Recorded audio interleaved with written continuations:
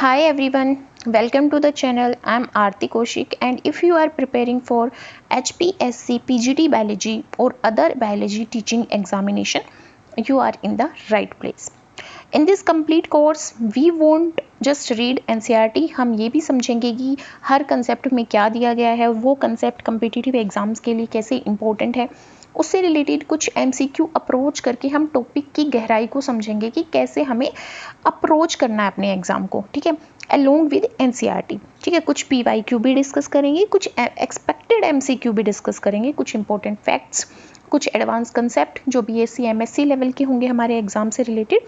तो आज का जो चैप्टर रहेगा वो होगा cell the basic unit of life, ठीक है, the cell the basic unit of life. ये हाईएस्ट वेटेज चैप्टर है, डायरेक्टली सिलेबस में इंक्लूड नहीं किया गया है। सेल साइकिल के बारे में इंक्लूड किया गया है, सेल रेगुलेशन के बारे में इंक्लूड किया गया है, बट जो बेसिक कंसेप्ट होता है NCERT भी हमें पढ़नी है और एडवांस भी पढ़ना है, तो हम बेसिक से उठा के चलेंगे। इसके अंदर जो PYQ में मैंने क्वेश्चन देखा है वो हमारा मेम्ब्रेन से रिलेटेड है, जो मॉडल ऑफ मेम्ब्रेन होता है उससे रिलेटेड MCQ देखा है, और क्या होता है इसमें जो जंक्शंस होते हैं उसके बारे में भी क्वेश्चंस देखा गया है, ठीक है। तो आज हम आधा चैप्टर कवर करेंगे, नेक्स्ट वीडियो में आधा चैप्टर कवर करेंगे, ठीक है। तो ये हमारे 3 पार्ट में आज मैं वीडियो कंप्लीट करूंगी। फर्स्ट पार्ट है, फर्स्ट पार्ट जो है मतलब मैंने 3 PPT स्लाइड बनाई थी। फर्स्ट पार्ट है PPT स्लाइड का, जिसमें हम पढ़ेंगे सेल क्या है, बिल्कुल बेसिक सेल थ्योरी क्या है, डिस्कवरी ऑफ सेल के बारे में पढ़ेंगे, टाइप्स ऑफ सेल्स के बारे में पढ़ेंगे, सेल साइज और शेप के बेसिस पे सेल्स को पढ़ेंगे, कुछ MCQs देखेंगे, ठीक है। तो सबसे पहले स्टार्ट करते हैं, व्हाट इज सेल। सेल है क्या। अब देखो, ये बिल्डिंग है, आप घर पे बैठे होगे, ऑफिस में बैठे हो, लाइब्रेरी में बैठे हो, वहाँ पे एक बिल्डिंग है। बिल्डिंग किससे मिलके बनी हुई है, ब्रिक से मिलके बनी हुई है, जो उसका स्ट्रक्चर बनाती है, फंक्शन बनाती है। सिमिलरली सेल भी क्या है, स्ट्रक्चरल और फंक्शनल यूनिट है सेलुलर ऑर्गेनिजम्स की, जिसकी वजह से लिविंग ऑर्गेनिज्म लिविंग बन पाते हैं, ठीक है। अब सेल किसी बॉडी में एक हो सकती है, किसी में 2 हो सकती है। तो एक है तो यूनिसेलुलर ऑर्गेनिज्म, 2 है या ज़्यादा है तो मल्टीसेलुलर ऑर्गेनिज्म।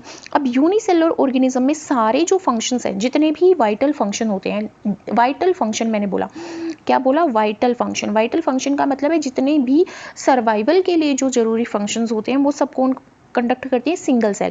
और मल्टीसेलुलर ऑर्गेनिजम्स में स्पेशलाइजेशन ऑफ सेल्स होता है, मतलब डिवीजन ऑफ लेबर होता है, वहाँ पे बहुत सारी सेल्स होती हैं। तो देख लेते हैं क्या डिफरेंस होता है यूनिसेलुलर ऑर्गेनिजम्स में और मल्टीसेलुलर ऑर्गेनिजम्स में।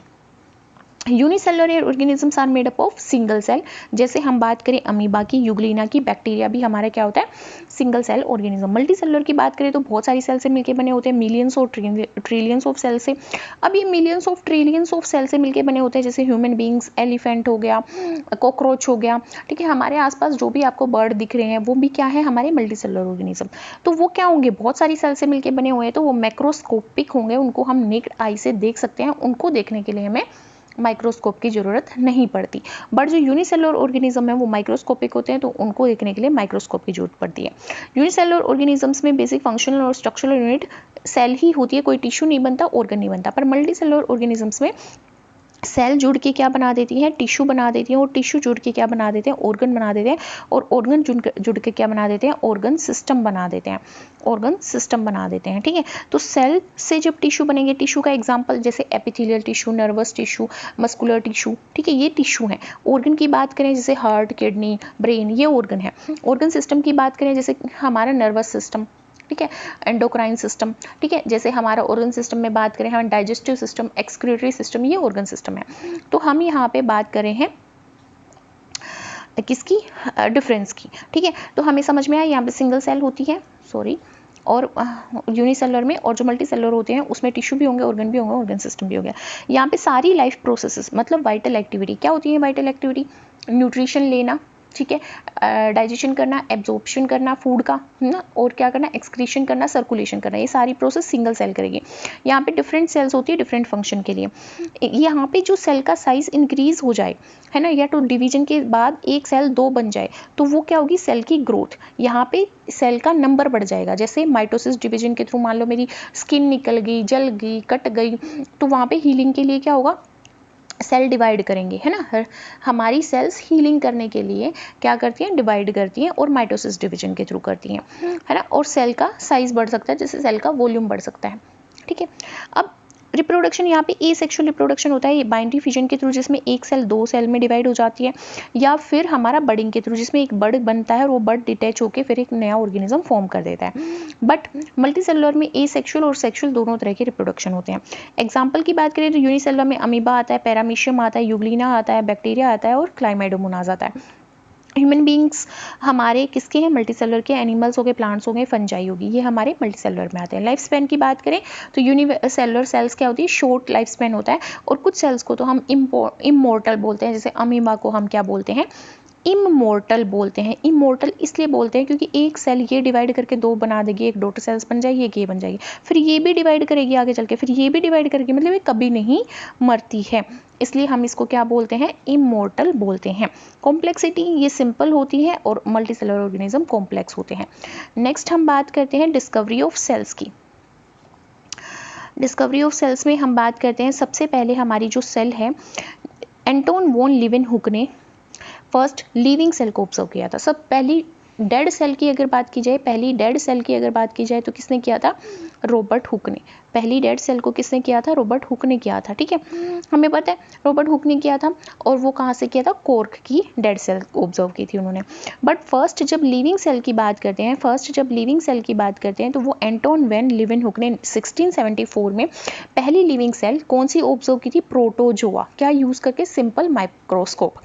फिर एंटोन वैन लीवेनहुक ने पहली डिस्क्राइब की थी, फर्स्ट टाइम पहला ऑब्जर्वेशन और फर्स्ट डिस्क्रिप्शन किसका, बैक्टीरियल सेल का, किसने दिया था, एंटोन वॉन लीवेनहुक ने दिया था। कब दिया था, 1683 में।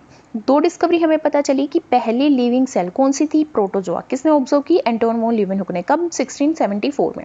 First dead cell Robert Hooke ने। ठीक है, अब फर्स्ट जो बैक्टीरियल सेल है वो भी एंटोन वॉन लीवेनहुक ने 1683 में ऑब्जर्व की। देन आता है रॉबर्ट ब्राउन, जिसने न्यूक्लियस को डिस्कवर किया था। किस में डिस्कवर किया, प्लांट सेल में डिस्कवर किया 1831 में। देन मिथियस जैकोब स्केलेटन, जिन्होंने ये प्रपोज किया कि जितने भी प्लांट्स हैं वो सेल से मिलकर बने होते हैं और इनका योगदान सेल थ्योरी में भी आता है, स्केलेटन का। कब दिया इन्होंने ये स्टेटमेंट या ये पोस्टुलेट, 1838 में।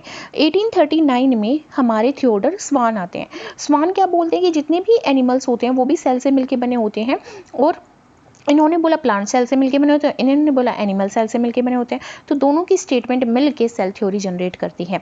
तो स्केलेटन और स्वान क्या देते हैं, सेल थ्योरी देते हैं। ठीक है, नेक्स्ट हमारे पास क्या है, परकिंज। परकिंज क्या करते हैं, परकिंस ने 1839 में प्रोटोप्लाज्म टर्म दी थी कि जो भी लिविंग कंटेंट होता है सेल का, जो साइटोप्लाज्म होता है वो क्या होता है, उसको नाम दिया था इन्होंने प्रोटोप्लाज्म। किसने, परकिंज ने। 1855 में रडोल्फ विर्चो ने एक स्टेटमेंट दी थी, ओमनिस सेलुला ई सेलुला, ओमनिस सेलुला ई सेलुला। कल का जो टेट पीजीटी बायोलॉजी एग्जाम हुआ था उसमें ये स्टेटमेंट पूछी गई थी, ओमनिस सेलुला ई सेलुला, कि जो नई सेल्स होती हैं वो प्री एग्जिस्टिंग सेल से अराइज करती हैं। ये किसने दी थी ये स्टेटमेंट, ये रडोल्फ विर्चो ने दी थी, जो मॉडर्न सेल थ्योरी का बेसिस यहाँ पे एस्टेब्लिश करते हैं। ठीक है, नेक्स्ट हमारे पास कुछ टर्म आते हैं, जैसे फादर ऑफ साइटोलॉजी। साइटोलॉजी क्या है, cyto means cell, cyto means cell, logy means study, logy means study.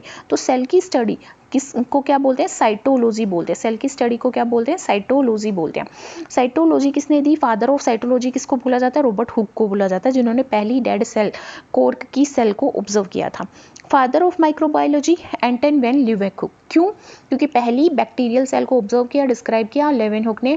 पहली लिविंग सेल प्रोटोजोआ को ऑब्जर्व किया किसने, लीवेनहुक ने। माइक्रोस्कोप दिया किसने, लीवेनहुक ने। तो जो हमारे लीवेनहुक हैं वो माइक्रोबायोलॉजी के वर्ल्ड को इंट्रोड्यूस करवाने वाले साइंटिस्ट हैं, इसलिए इनको फादर ऑफ माइक्रोबायोलॉजी बोला जाता है। कौन सी बुक है जिसमें सबसे पहले सेल टर्म को इंट्रोड्यूस कराया गया, माइक्रोग्राफिया। माइक्रोग्राफिया। सेल थ्योरी किसने प्रपोज की, Matthias Jakob Schleiden and Theodor Schwann ने। ठीक है, थर्ड पोस्टुलेट जो है सेल थ्योरी का, ओमनिस सेलुला ई सेलुला, जिसका मतलब होता है कि जो नई सेल्स होती हैं वो प्री एग्जिस्टिंग सेल से अराइज करती हैं। स्टेटमेंट किसने दी, रडोल्फ विर्चो ने दी।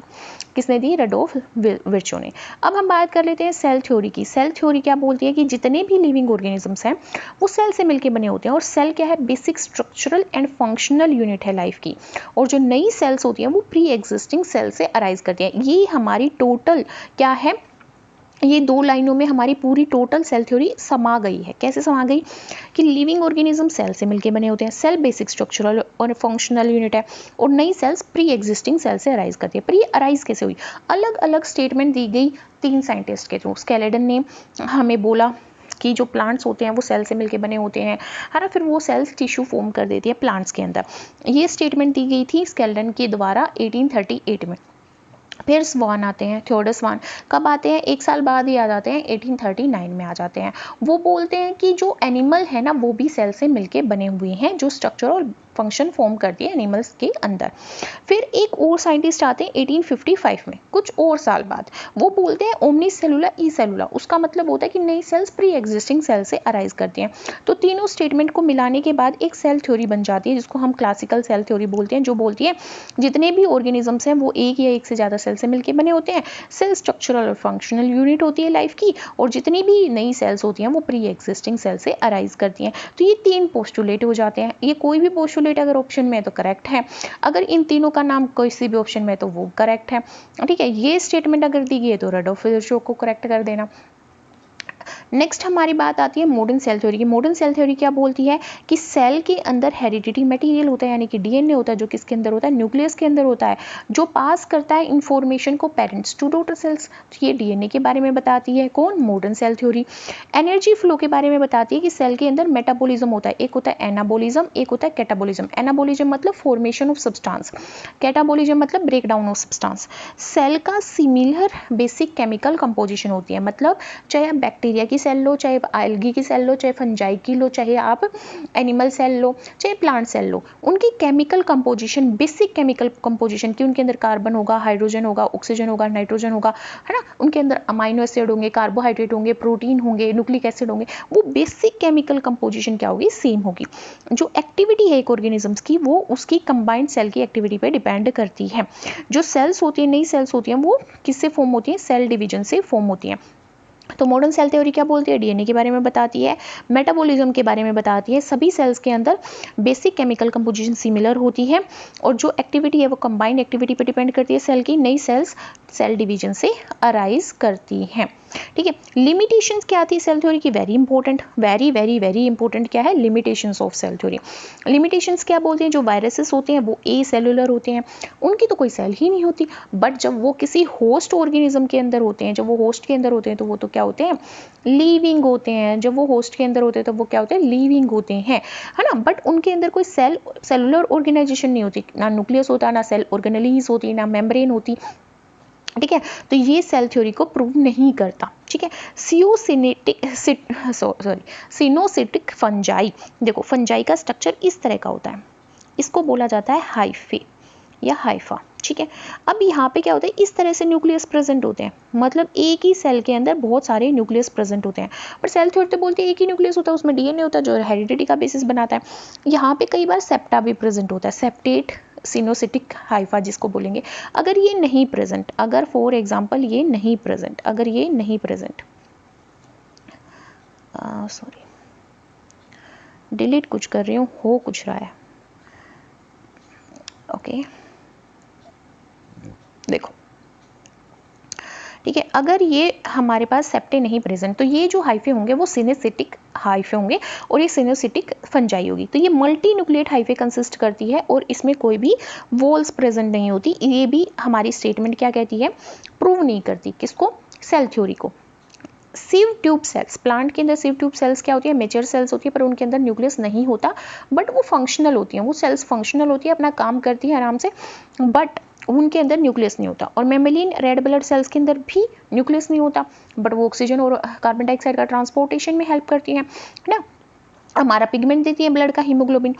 तो ये जो एक्सेप्शन है सेल थ्योरी का, जो प्रूव नहीं करता सेल थ्योरी को, या सेल थ्योरी इनको प्रूव नहीं कर पाई।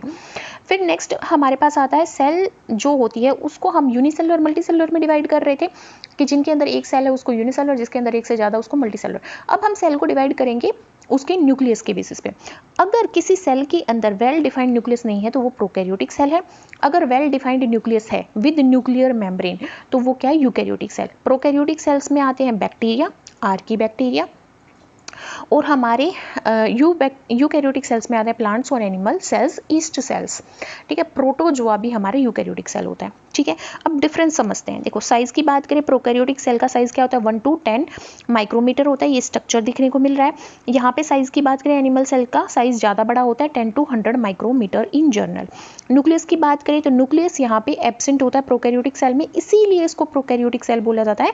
यहाँ पे डीएनए न्यूक्लियोइड की फॉर्म में प्रेजेंट होता है, ठीक है। यहाँ पे न्यूक्लियस प्रेजेंट होता है विद न्यूक्लियर मेम्ब्रेन, इसी वजह से इसको यूकैरियोटिक सेल बोला जाता है।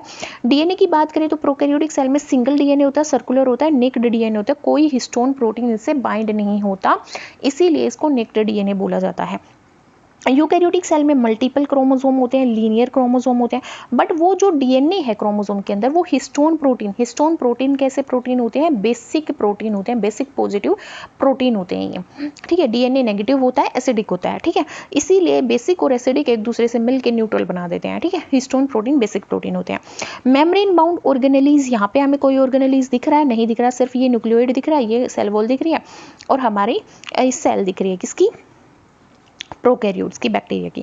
तो यहाँ पे मेम्ब्रेन बाउंड ऑर्गेनेली एब्सेंट होते हैं, यहाँ पे प्रेजेंट होते हैं, जैसे हमें यहाँ पे दिख रहा है माइटोकॉन्ड्रिया दिख रहा है, एंडोप्लाज्मिक रेटिकुलम दिख रहा है, गोल्गी बॉडीज दिख रही है, राइबोसोम्स दिख रहे हैं, ठीक है, लाइसोसोम दिख रहे हैं। राइबोसोम्स तो यहाँ पे भी प्रेजेंट होते हैं प्रोकैरियोटिक सेल्स में।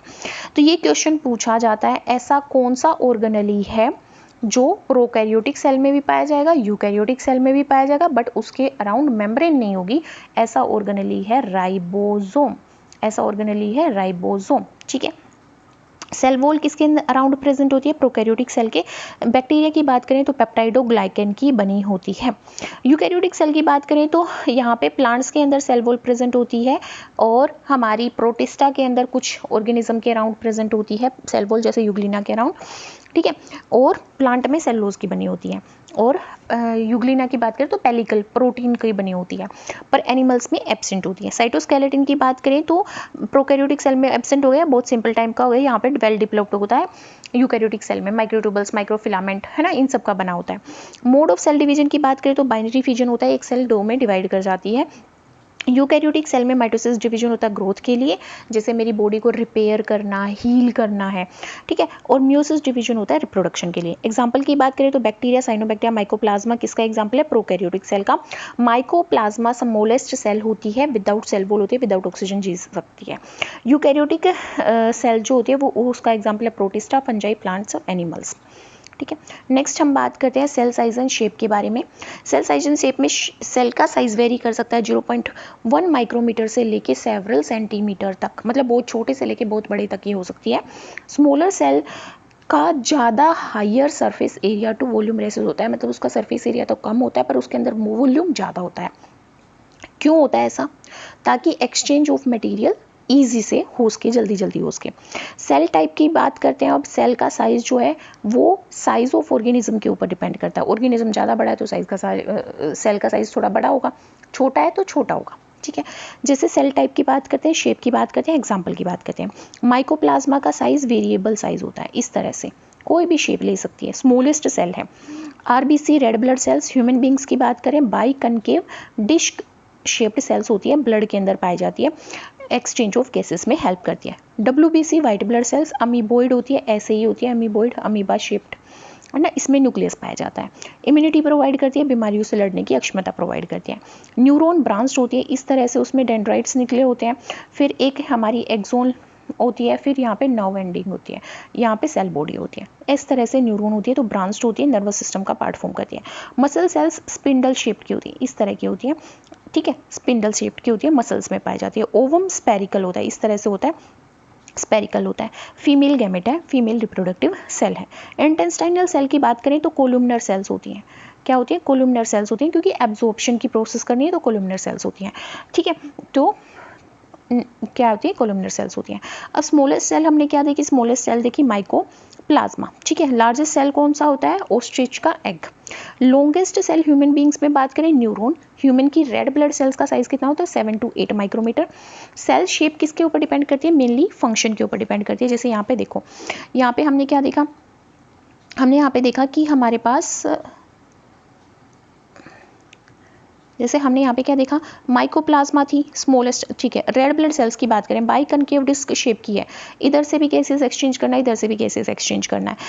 White blood cells phagocytic activity करती है तो अमीबॉइड शेप की है, ठीक है। न्यूरॉन्स जो है उसको नर्व कनेक्शन बिल्ड करने हैं, न्यूरो ट्रांसमीटर्स रिलीज करने हैं तो वो ब्रांच शेप्ड की है। मसल सेल्स को कॉन्ट्रैक्ट करना है, रिलैक्स करना है, स्पिंडल शेप की है, ठीक है। तो इंटेस्टाइनल सेल को क्या करना है, एब्जॉर्प्शन करना है, इसलिए वो कोलुमनर टाइप की होगी, इस तरह की होगी, ठीक है, कोलम टाइप की सेल्स होगी। तो सेल के फंक्शन के बेसिस पे ही सेल का क्या होता है, शेप होती है, साइज होता है, ठीक है। Red blood sales human beings की बात करें बाइकनकेव होती है और सरफेस एरिया इंक्रीज करती है गैस एक्सचेंज के लिए। मैं बता रही ना, इधर से भी गैस एक्सचेंज होगा और इधर से भी गैस एक्सचेंज होगा, इसलिए ये क्या है, बाइकनकेव है, ताकि गैसेस एक्सचेंज का सरफेस एरिया बढ़ सके।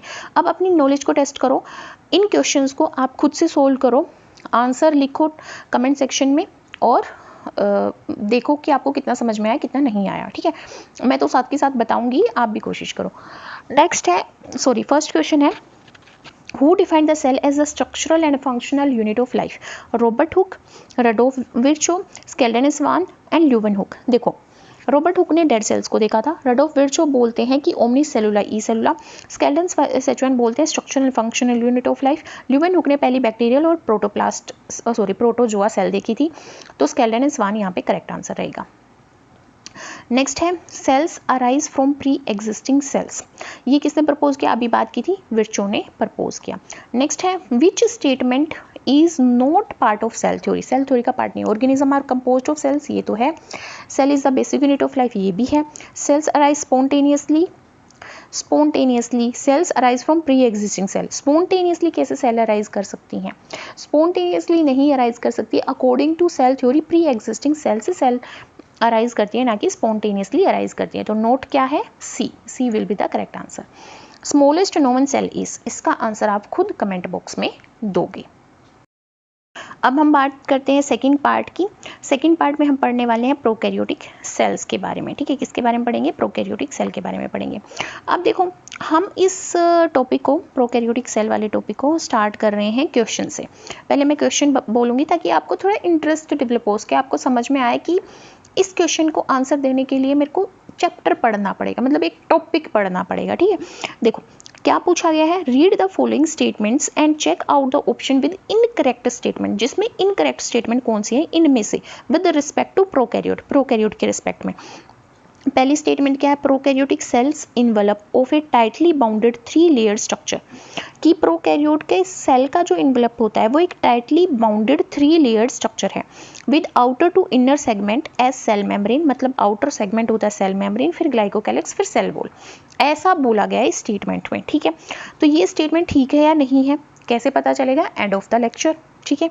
मेसोसोम्स and chromatophores are the cell membrane extension, mesosomes and chromatophores cell membrane का एक्सटेंशन है प्रोकैरियोटिक सेल में या नहीं है, इसका आंसर भी आप कब दे पाओगे, जब आप ये लेक्चर स्टडी कर लोगे। Fimbriae are small bristle like fibers helpful in attachment with the substratum, क्या फिम्ब्रिए ब्रिस्टल लाइक स्ट्रक्चर होते हैं जो बैक्टीरिया को सबस्ट्राटम, सबस्ट्राटम क्या होता है, बेस, चाहे वो चट्टान हो, चाहे वो किसी ऑर्गेनिज्म की बॉडी हो, चाहे वो ओशियन फ्लोर हो, चाहे वो सॉइल हो, जिससे बैक्टीरिया अटैच होता है, क्या उसको उसके साथ अटैच करने में ये ब्रिस्टल हेल्प करते हैं।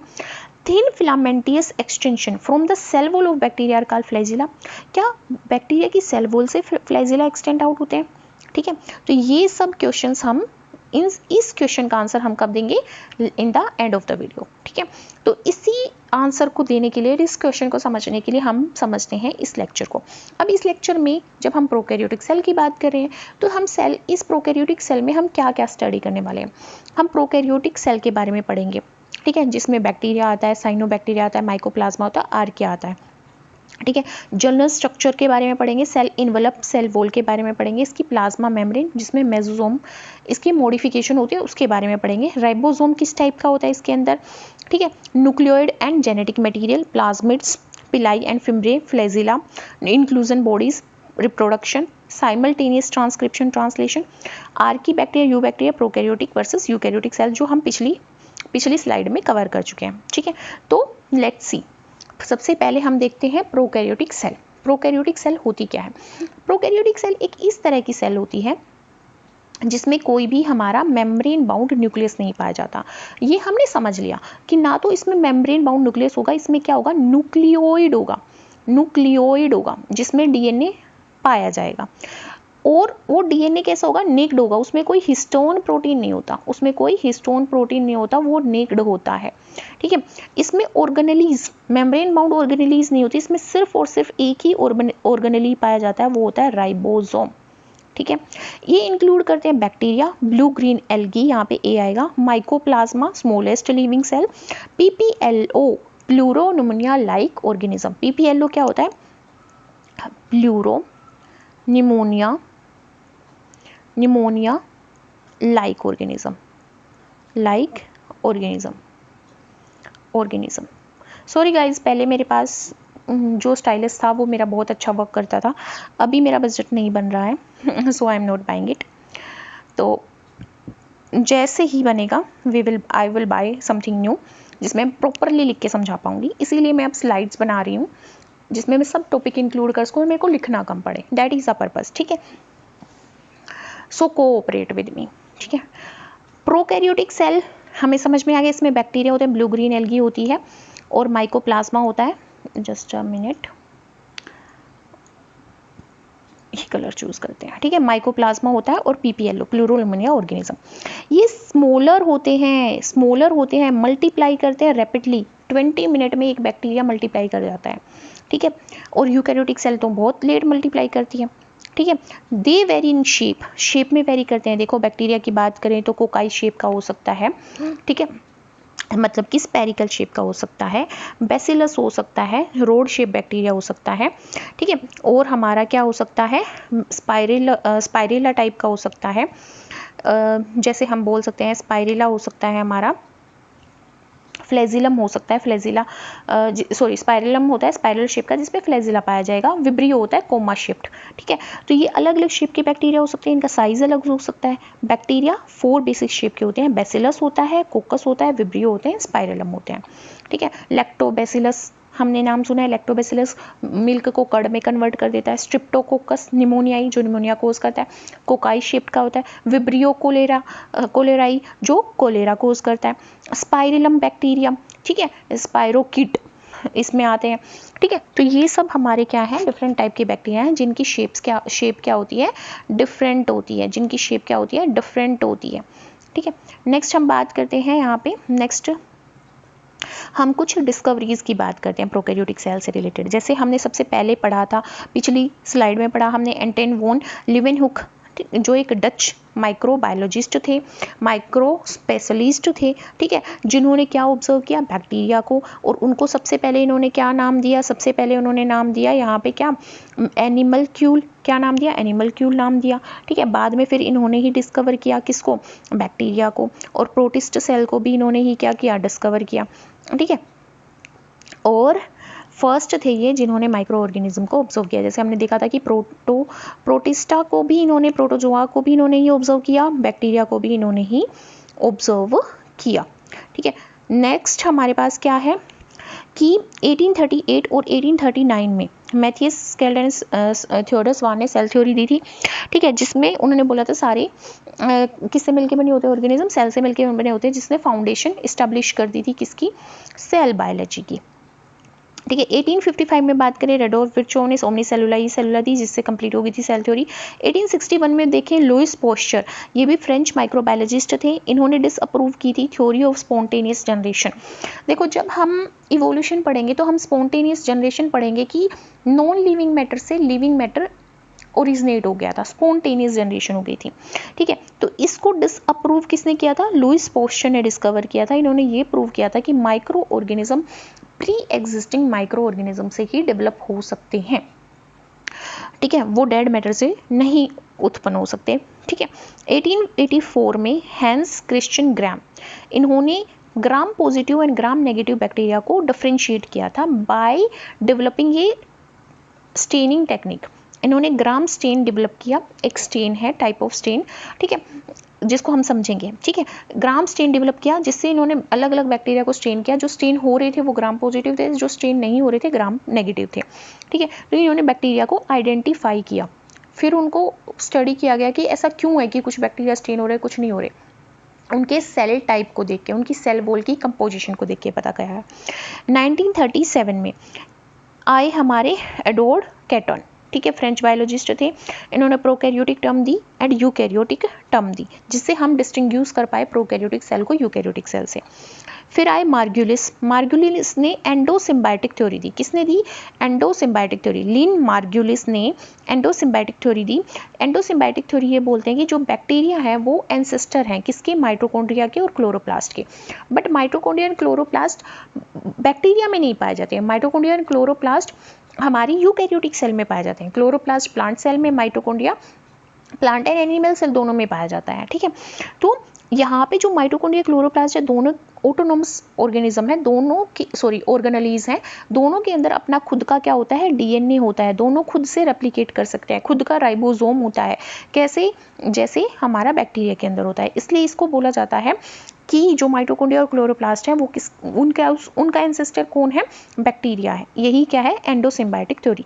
लिन मार्गुलिस ने ये दी थी। कार्ल वॉइस ने डिस्कवर किया था किसको? आर्किया को। कैसे यूज करके? 16S rRNA एनालिसिस करके, और उन्होंने 3 डोमेन सिस्टम ऑफ लाइफ दिया था, जिसमें आर्किया, यूकैरिया और बैक्टीरिया, आर्किया, यूकैरिया और bacteria, you bacteria, archaea and मतलब यूकैरिया, ठीक है। वो 3 डोमेन दिए थे, ठीक है। यू बैक्टीरिया वाला डोमेन, और जिसमें हमारे नॉर्मल बैक्टीरिया होंगे, आर्की बैक्टीरिया वाला डोमेन, और यूकैरिया, ठीक है, यूकैरियोट वाला डोमेन। 3 डोमेन दिए थे, और 16S rRNA technology 16S rRNA का एनालिसिस करके इन्होंने किसको डिस्कवर किया था? आर्की बैक्टीरिया को डिस्कवर किया था कि उनकी सेल वॉल नॉर्मल जो हमारे यू बैक्टीरिया होते हैं उनसे डिफरेंट होती है। अब जनरल स्ट्रक्चर ऑफ समझेंगे किसका? प्रोकैरियोटिक सेल का। जनरल स्ट्रक्चर हम यहाँ पे समझेंगे किसका? प्रोकैरियोटिक सेल का। देखो प्रोकैरियोटिक सेल कैसे होती है? यूनिसेलुलर होती है। हम इसको सिर्फ माइक्रोस्कोप से देख सकते हैं। इसमें ट्रू न्यूक्लियस नहीं पाया जाता और मेम्ब्रेन बाउंड ऑर्गेनेलीज नहीं होते। इसमें सिर्फ क्या होता है? एक ही ऑर्गेनेलीज होता है, वो होता है राइबोसोम। वो क्या होता है? राइबोसोम। कौन से टाइप का राइबोसोम इसमें पाया जाता है? 70S राइबोसोम पाया जाता है। 2 सब यूनिट से मिलकर बना होता है। बड़ी सब यूनिट होती है 50S और छोटी सब यूनिट होती है 30S, ठीक है। ये क्या करती है? बैक्टीरिया के अंदर प्रोटीन सिंथेसिस का काम करती है, ठीक है।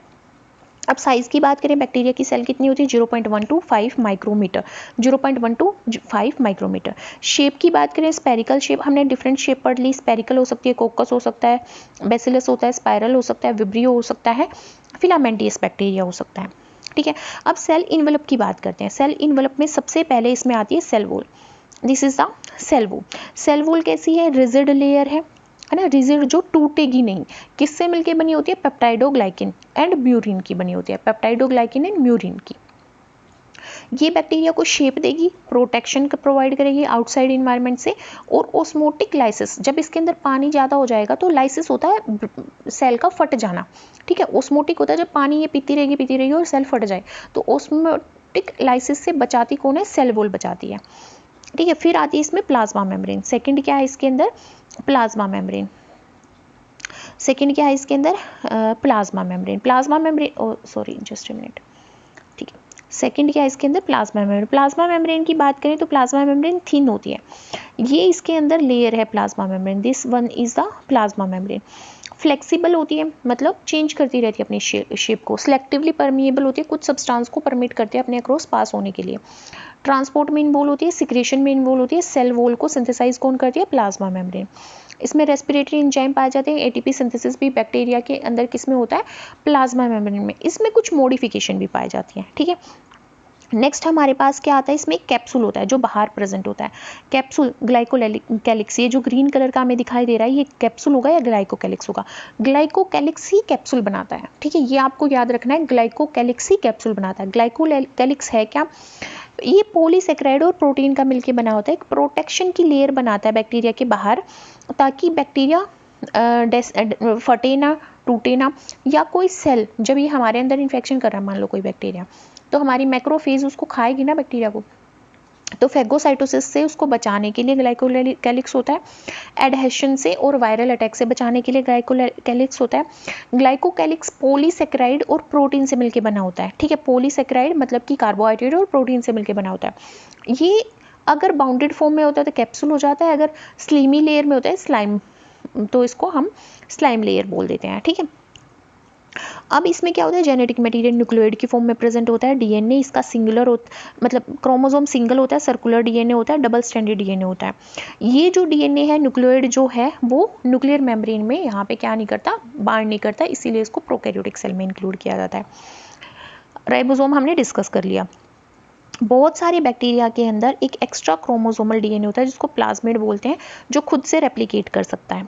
ये एक्स्ट्रा क्रोमोसोमल सर्कुलर डीएनए है, मतलब बैक्टीरिया के क्रोमोसोम से बाहर लाई करता है, डबल स्ट्रैंडेड होता है। ये बैक्टीरिया को एंटीबायोटिक रेजिस्टेंस प्रोवाइड करता है, क्योंकि प्लाज्मिड के अंदर बहुत सारे जीन होते हैं, जैसे एम्पीसिलिन रेजिस्टेंस जीन, ठीक है, टेट्रासाइक्लिन रेजिस्टेंस जीन, अलग अलग रेजिस्टेंस जीन होते हैं, अलग अलग बायोटिक के अगेंस्ट इसमें जीन प्रेजेंट होते हैं, ठीक है। इसलिए जिस बैक्टीरिया के अंदर प्लाज्मिड प्रेजेंट होगा, जो सा रेजिस्टेंस जीन वो कंसिस्ट करेगा, वही रेजिस्टेंस किस में आ जाएगा, बैक्टीरिया में आ जाएगा। तो इसके अंदर एंटीबायोटिक रेजिस्टेंस जीन प्रेजेंट होते हैं और ये मेटाबॉलिज्म में भी हेल्प करता है बैक्टीरिया की, ठीक है। फिर इसमें फिम्ब्रियाई, पिलाई और फ्लैजिलम पाए जाते हैं। देखो अब यहाँ पे दिख रहे हैं fimbriae, short numerous thin hair like structure. Bacteria पे कहाँ पे है, ग्लाइकोकैलिक्स की लेयर के ऊपर है। ये इसको सरफेस से या होस्ट सेल से अटैचमेंट में हेल्प करते हैं। पिलाई क्या होते हैं, छोटे छोटे हेयर लाइक स्ट्रक्चर ही होते हैं, बट ये किस में होते हैं, ये जेनेटिक मटेरियल को ट्रांसफ़र करने में हेल्प करते हैं। तो जब सेक्सुअल रिप्रोडक्शन होता है बैक्टीरिया में, उस टाइम पे पिलाई यूज़ में आते हैं, कंजुगेशन के टाइम पे जब डीएनए का ट्रांसफर हो रहा होता है। फ्लैजिलम लॉन्ग होते हैं, विप लाइक स्ट्रक्चर होते हैं, और ये हमारे जो हैं फ्लैजिलिन प्रोटीन के बने होते हैं, फ्लैजिन प्रोटीन के बने होते हैं, और सेल वॉल से अराइज करते हैं, सेल वॉल से डेवलप होते हैं, मतलब ओरिजिन इनका सेल वॉल से होता है। ये बैक्टीरिया को मोटिलिटी मतलब मूवमेंट प्रोवाइड करने में हेल्प करते हैं। बैक्टीरिया के एग्जाम्पल जैसे ई कोलाई हमारे इंटेस्टाइन में रहता है, साइनोबैक्टीरिया नोस्टोक नाइट्रोजन फिक्सेशन करता है, mycoplasma smallest living cell. Archaebacteria की बात करें, मिथेनोजन क्या है, रूमिनेंट ऑर्गेनिज्म में पाया जाता है, मीथेन गैस बनाता है, गोबर गैस बनाता है, ठीक है। तो प्रोकैरियोट क्या है, सिंपल ऑर्गेनाइजेशन होती है, कोई न्यूक्लियस नहीं होता, कोई मेम्ब्रेन बाउंड ऑर्गेनेल ही नहीं होता, एक ही ऑर्गेनेल ही होता है, राइबोसोम, ठीक है। एफिशिएंट और वेल अडेप्टेड इन्वायरमेंट में ये अच्छे से अडेप्ट कर लेते हैं, अच्छे से सर्वाइव करते हैं। देखो सेल इन्वेलप में क्या है, सेल इन्वेलप में हम सेल कवरिंग की बात करते हैं बैक्टीरिया की। अब जो सेल कवरिंग है उसकी बात क्यों कर रहे हैं, क्योंकि हम बात कर रहे थे कि जो क्रिश्चियन ग्राम है उन्होंने 2 टाइप के बैक्टीरिया दिए, ग्राम पॉजिटिव, ग्राम नेगेटिव। क्योंकि जो ग्राम पॉजिटिव थे वो ग्राम स्टेन से स्टेन हो रहे थे, और जो ग्राम नेगेटिव थे वो स्टेन नहीं हो रहे थे। उसका रीज़न क्या था, उसका रीज़न छुपा था उनकी सेल वॉल में। तो हमें यहाँ पर डिफरेंस समझना जरूरी है कि जो ग्राम पॉजिटिव बैक्टीरिया और ग्राम नेगेटिव बैक्टीरिया हो, उनकी सेल वॉल में डिफरेंस एक्चुअल में है क्या, ठीक है। तो देखो जो ग्राम, अब यहाँ पे हमें पिक्चर से क्लियर हो जाएगा, जो ग्राम पॉजिटिव बैक्टीरिया होते हैं वो और ग्राम नेगेटिव बैक्टीरिया, क्रिश्चियन ग्राम ने कैसे डिफ्रेंशिएट किया, पहले समझते हैं। जो क्रिश्चियन ग्राम में उन्होंने एक स्टेन दिया था जिसको हम ग्राम स्टेन बोलते हैं, ठीक है।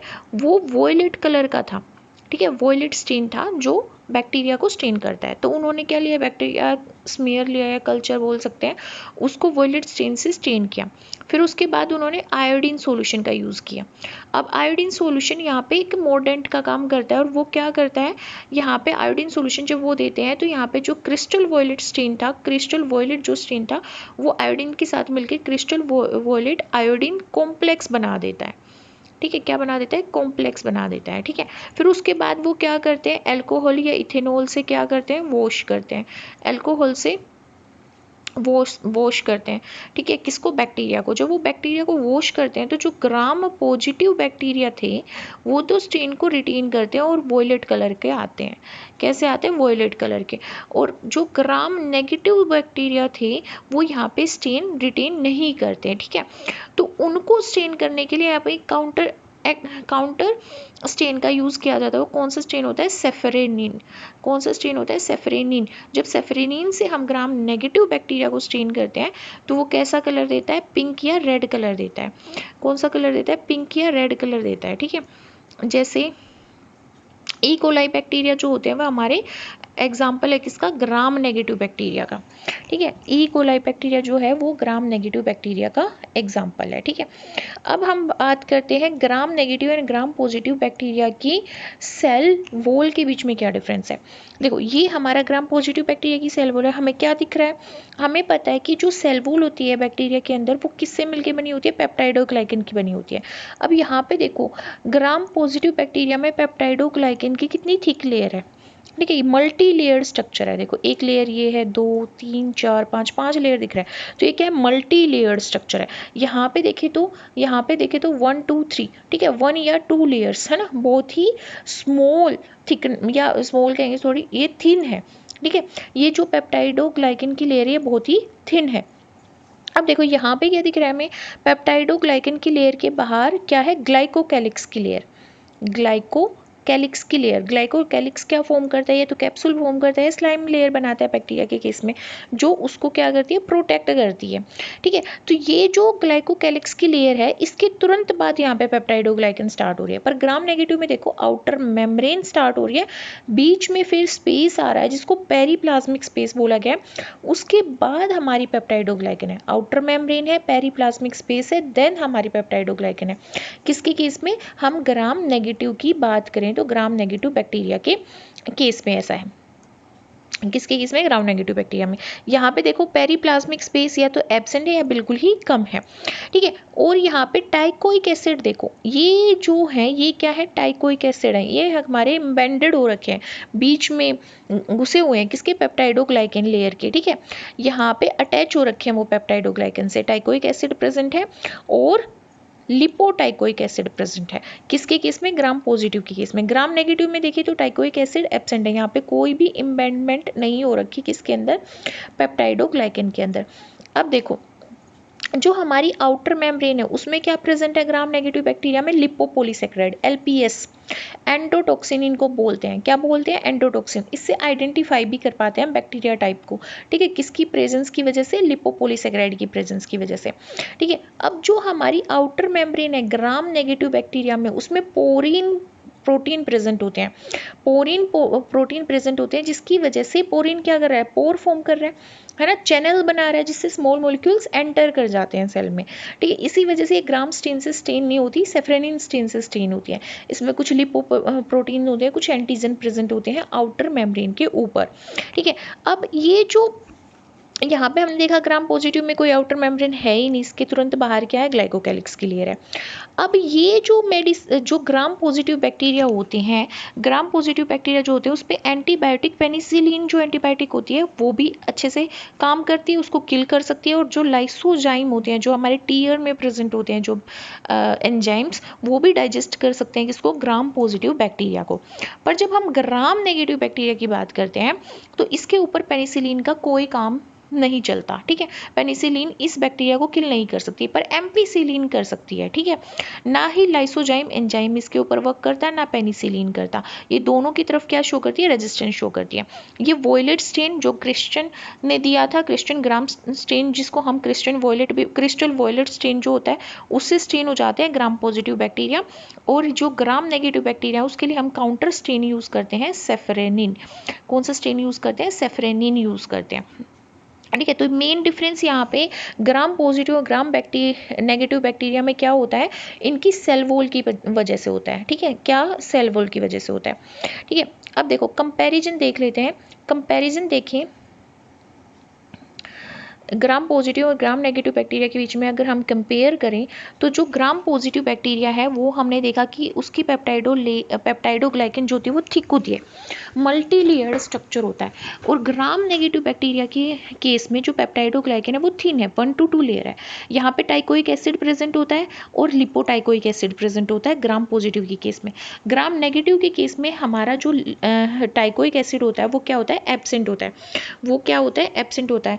आउटर मेम्ब्रेन देखें तो ग्राम पॉजिटिव बैक्टीरिया में कोई भी आउटर मेम्ब्रेन प्रेजेंट नहीं होती है, कोई भी आउटर मेम्ब्रेन प्रेजेंट नहीं होती है। बट यहाँ पे ग्राम नेगेटिव में क्या होती है, हमारी आउटर मेम्ब्रेन प्रेजेंट होती है, उस पर LPS बाइंड होते हैं, लिपोपोलीसेक्राइड्स बाइंड होते हैं, है ना, और हमारे कुछ एंटीजन्स प्रेजेंट होते हैं।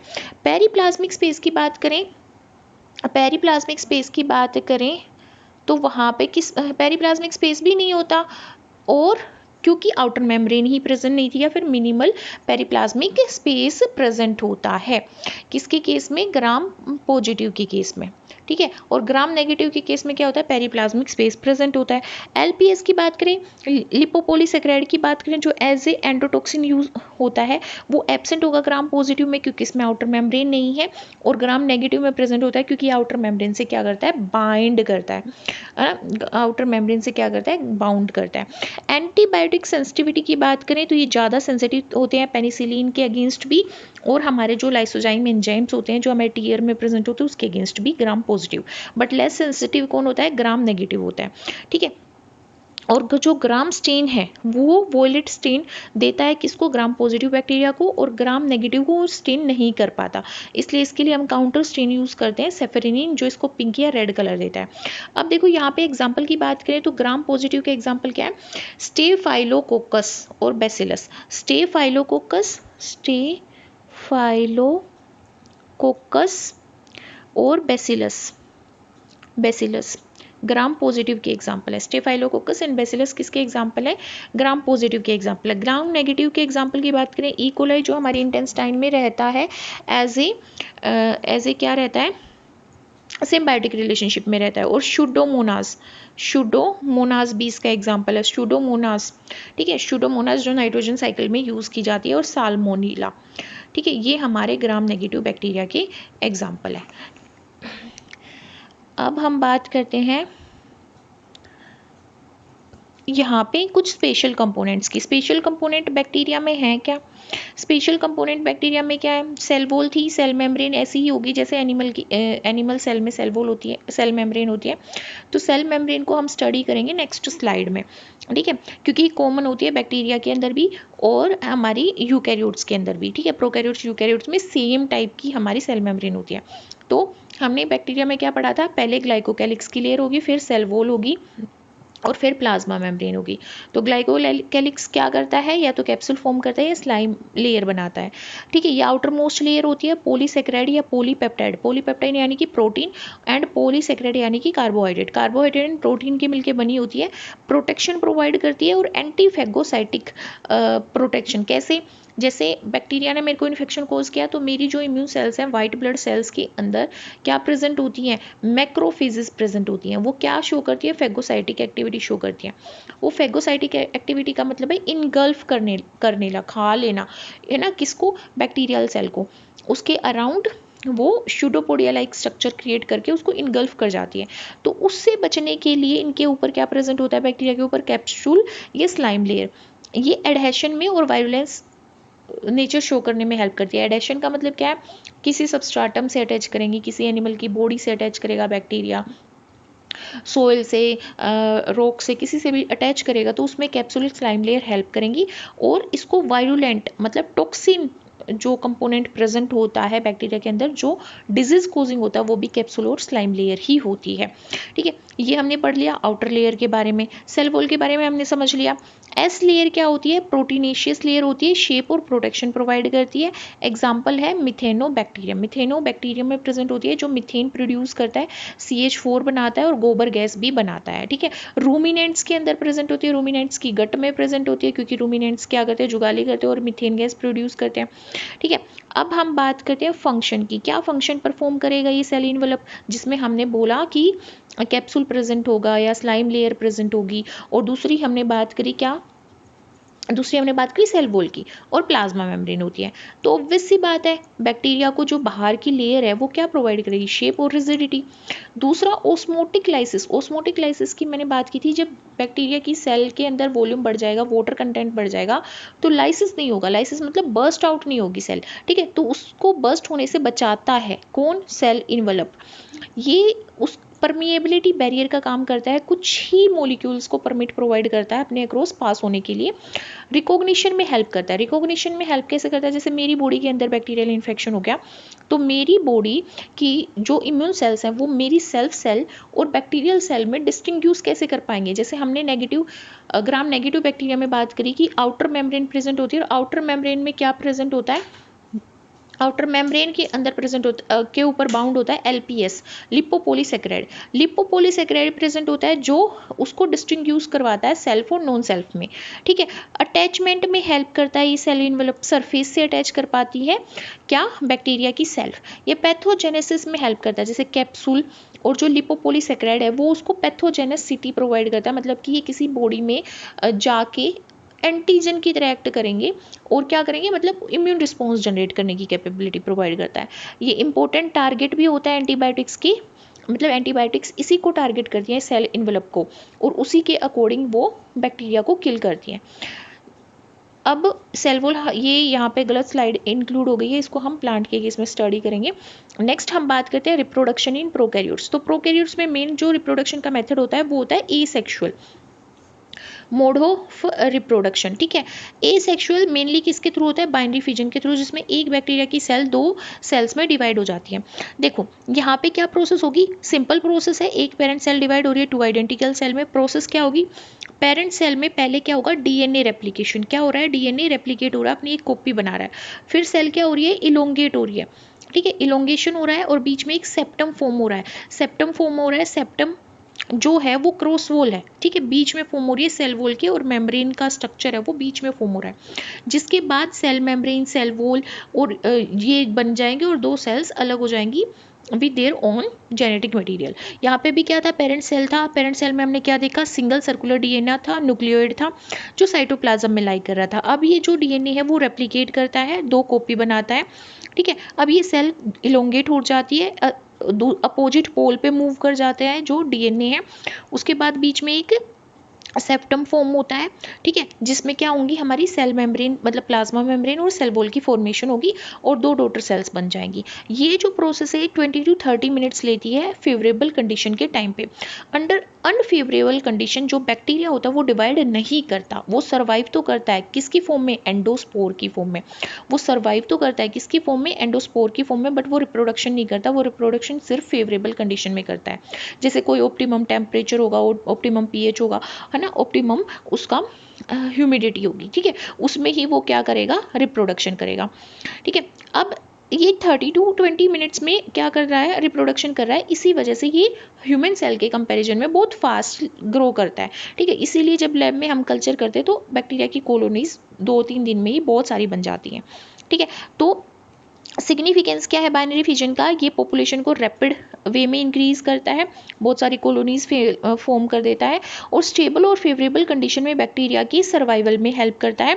इंडस्ट्रियल इकोलॉजिकल रोल भी है, जैसे बैक्टीरिया का यूज़ करके हम बहुत सारे एसिड बनाते हैं लेबोरेटरी में।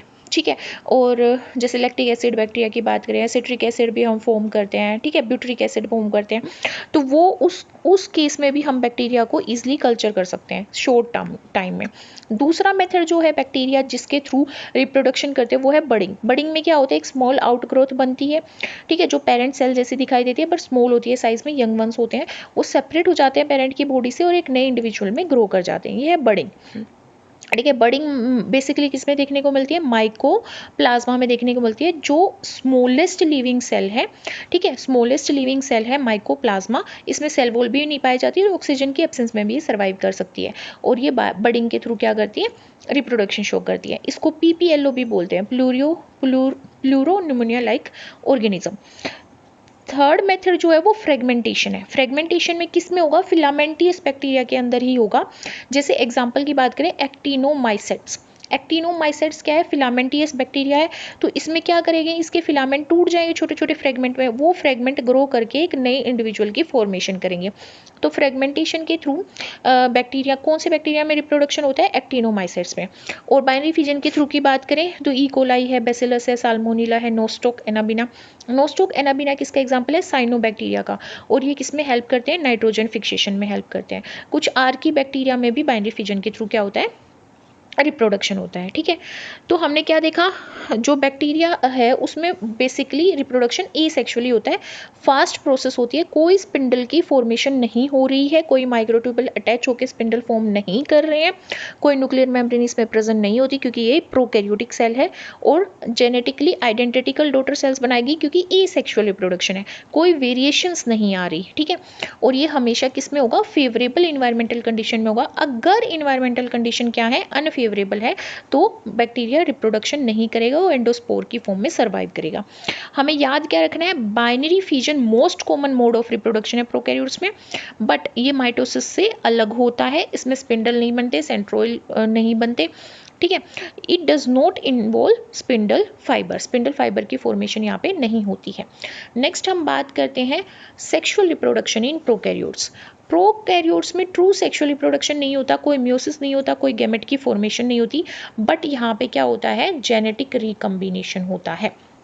क्या होता है, जेनेटिक रिकम्बिनेशन होता है, इसीलिए इसको सेक्सुअल रिप्रोडक्शन बोल देते हैं।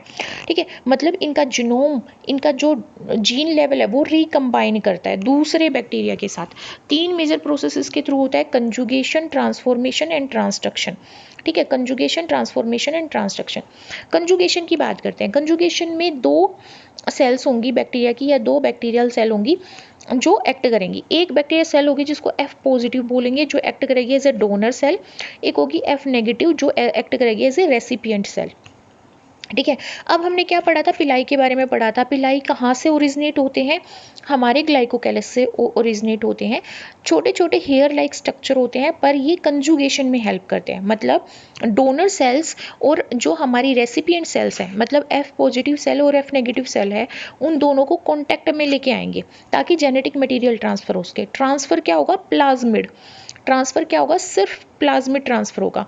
यहाँ पे बैक्टीरिया का डीएनए ट्रांसफर नहीं होगा, प्लाज्मिड ट्रांसफर होगा। पर प्लाज्मिड के साथ क्या ट्रांसफर होगा, बैक्टीरिया का डीएनए। कैसे, देखो ये जो प्लाज्मिड है ये हमारे F पॉजिटिव यानी कि डोनर बैक्टीरिया के अंदर है। जब ये डोनर बैक्टीरिया के अंदर है तो इसके प्लाज्मिड को रेप्लिकेट करने के लिए, वैसे तो ये ऑटोनोमसली रेप्लिकेट करता है, खुद से रेप्लिकेट करता है, इसमें खुद का ओरिजिन ऑफ रेप्लिकेशन होता है, बट ये बैक्टीरिया के डीएनए के साथ भी इंटीग्रेट करता है, जिससे ये डीएनए में अपने जीन, या इसके अंदर प्लाज्मिड के अंदर भी डीएनए के जीन आ जाते हैं। ठीक है, अब ये क्या करता है, ये प्लाज्मिड जो है ये हमारे F पॉजिटिव सेल यानी कि डोनर सेल से सेक्स पाइलस के थ्रू किस में जाता है, F नेगेटिव सेल यानी कि रेसिपिएंट सेल में जाता है। ठीक है, अब देखो यहाँ पे हमें क्या दिख रहा है, ये प्लाज्मिड यहाँ पे मूव कर गया, रेसिपिएंट सेल में मूव कर गया, रेप्लिकेट करके। ठीक है, मूव कर गया, यहाँ पे भी प्लाज्मिड है, यहाँ पे भी प्लाज्मिड है, बोथ सेल्स है प्लाज्मिड। अब ये सेल क्या हो जाएंगी, सेपरेट हो जाएंगी, सेक्स पाइलस रिमूव हो जाएगा, और ये भी क्या बन जाएगी, F पॉजिटिव सेल बन जाएगी। F पॉजिटिव, F क्या है यहाँ पे, फर्टिलिटी फैक्टर है।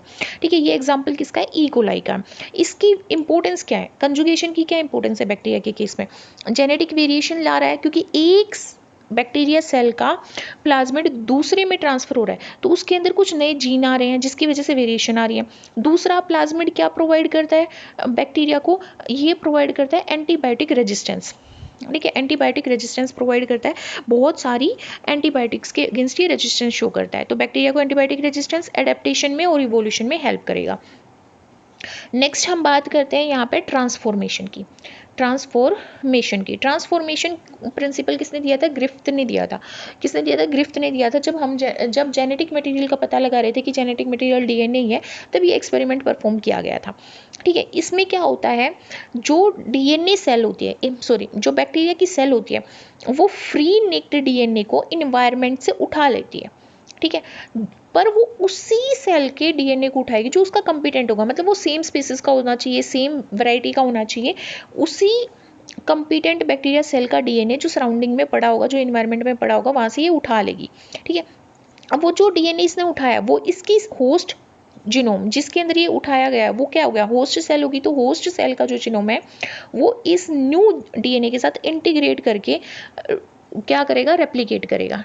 ठीक है, अब इंटीग्रेट कैसे करेगा, रिकम्बिनेशन की प्रोसेस के थ्रू।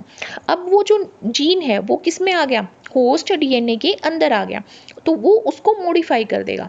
अगर वो वायरुलेंट नेचर का होगा तो वो होस्ट डीएनए को भी वायरुलेंट बना देगा।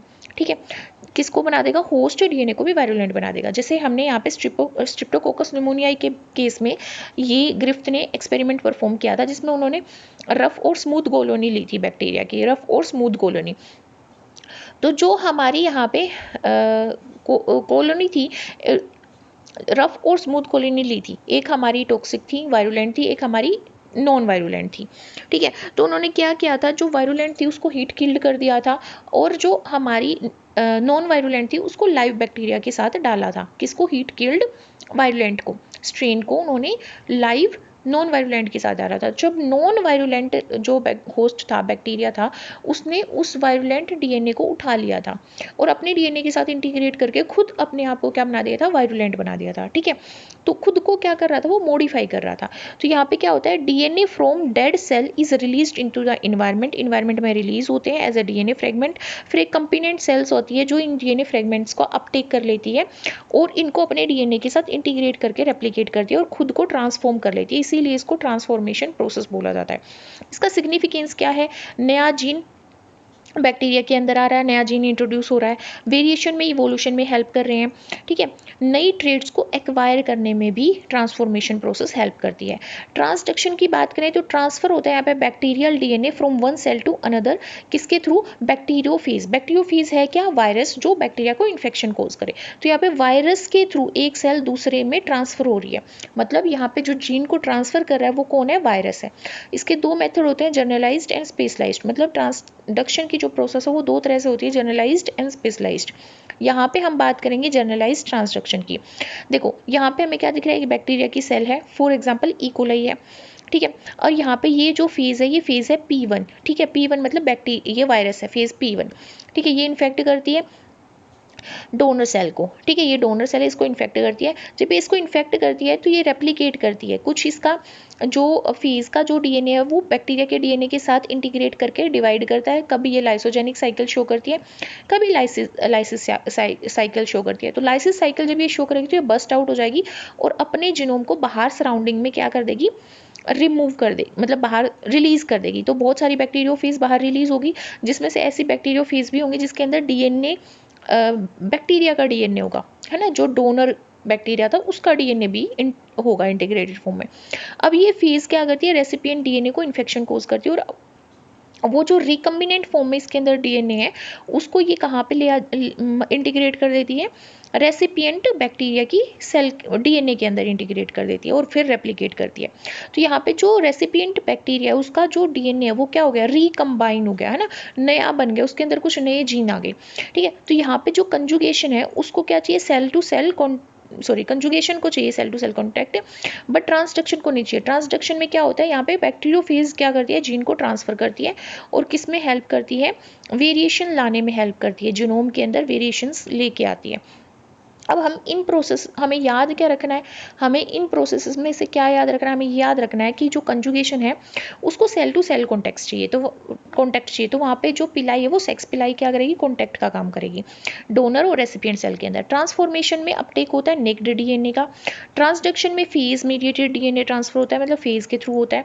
तो ये तीनों ही प्रोसेस क्या कर रही हैं, जेनेटिक रिकम्बिनेशन कर रही हैं, एक नया जीन रिकम्बाइन कर रही हैं रेसिपिएंट डीएनए बैक्टीरिया के डीएनए के अंदर, जिसकी वजह से जेनेटिक वेरिएशंस आ रही हैं। तो इनका मेन रोल क्या है, जेनेटिक वेरिएशंस लेके आना बैक्टीरियल सेल के अंदर। अब हम सबसे पहले अपनी फर्स्ट क्वेश्चन पे जाते हैं, जो सबसे पहले हमने डिस्कस किया था। तो इस क्वेश्चन में क्या पूछा गया था, इस क्वेश्चन में पूछा गया था,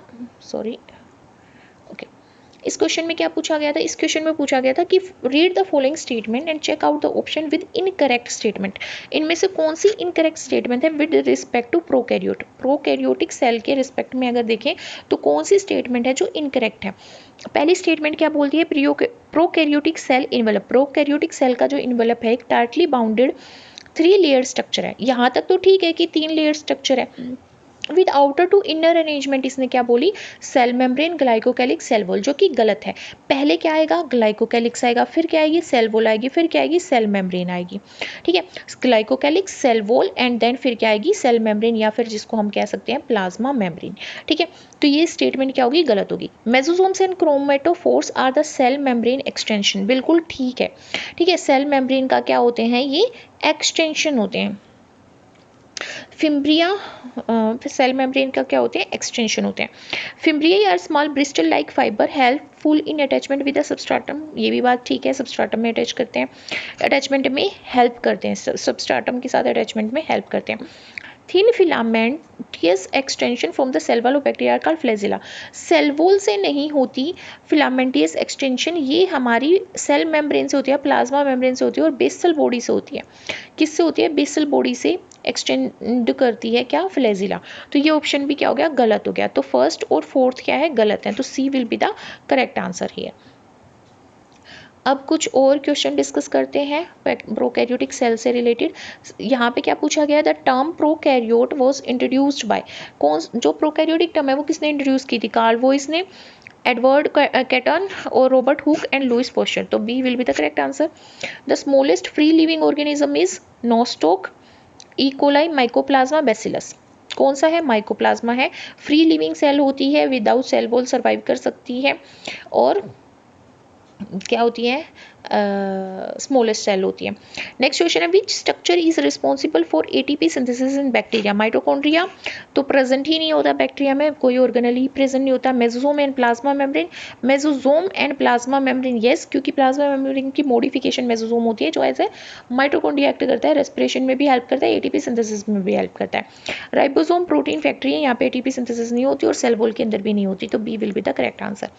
the cell wall of eubacteria mainly contain, cell wall जो होती है यू बैक्टीरिया की वो क्या कंटेन करती है, काइटिन, काइटिन फंजाई में पाया जाता है, सेलुलोज प्लांट सेल में पाया जाता है, पैक्टिन नहीं होता इसमें, और पेप्टाइडोग्लाइकिन। तो करेक्ट आंसर क्या है, पेप्टाइडोग्लाइकिन।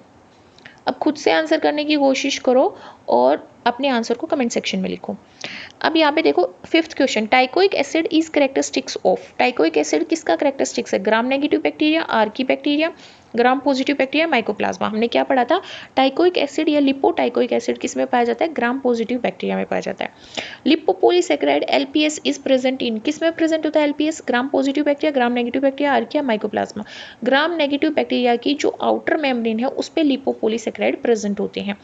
नेक्स्ट क्वेश्चन है क्वेश्चन नंबर 7। अब ये क्वेश्चन आपको खुद से आंसर करना है और कमेंट सेक्शन में लिखना है। अब हम स्टार्ट करते हैं अपने नेक्स्ट टॉपिक से। अब नेक्स्ट टॉपिक हम स्टार्ट करेंगे model of cell membrane and transport across plasma membrane, cell junction इसमें हम पढ़ेंगे, सेल ऑर्गेनेलीज हम नेक्स्ट वीडियो में पढ़ेंगे, ठीक है।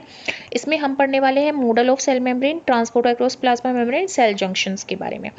तो शुरू करते हैं अपना मॉडल ऑफ सेल मेम्ब्रेन, ठीक है।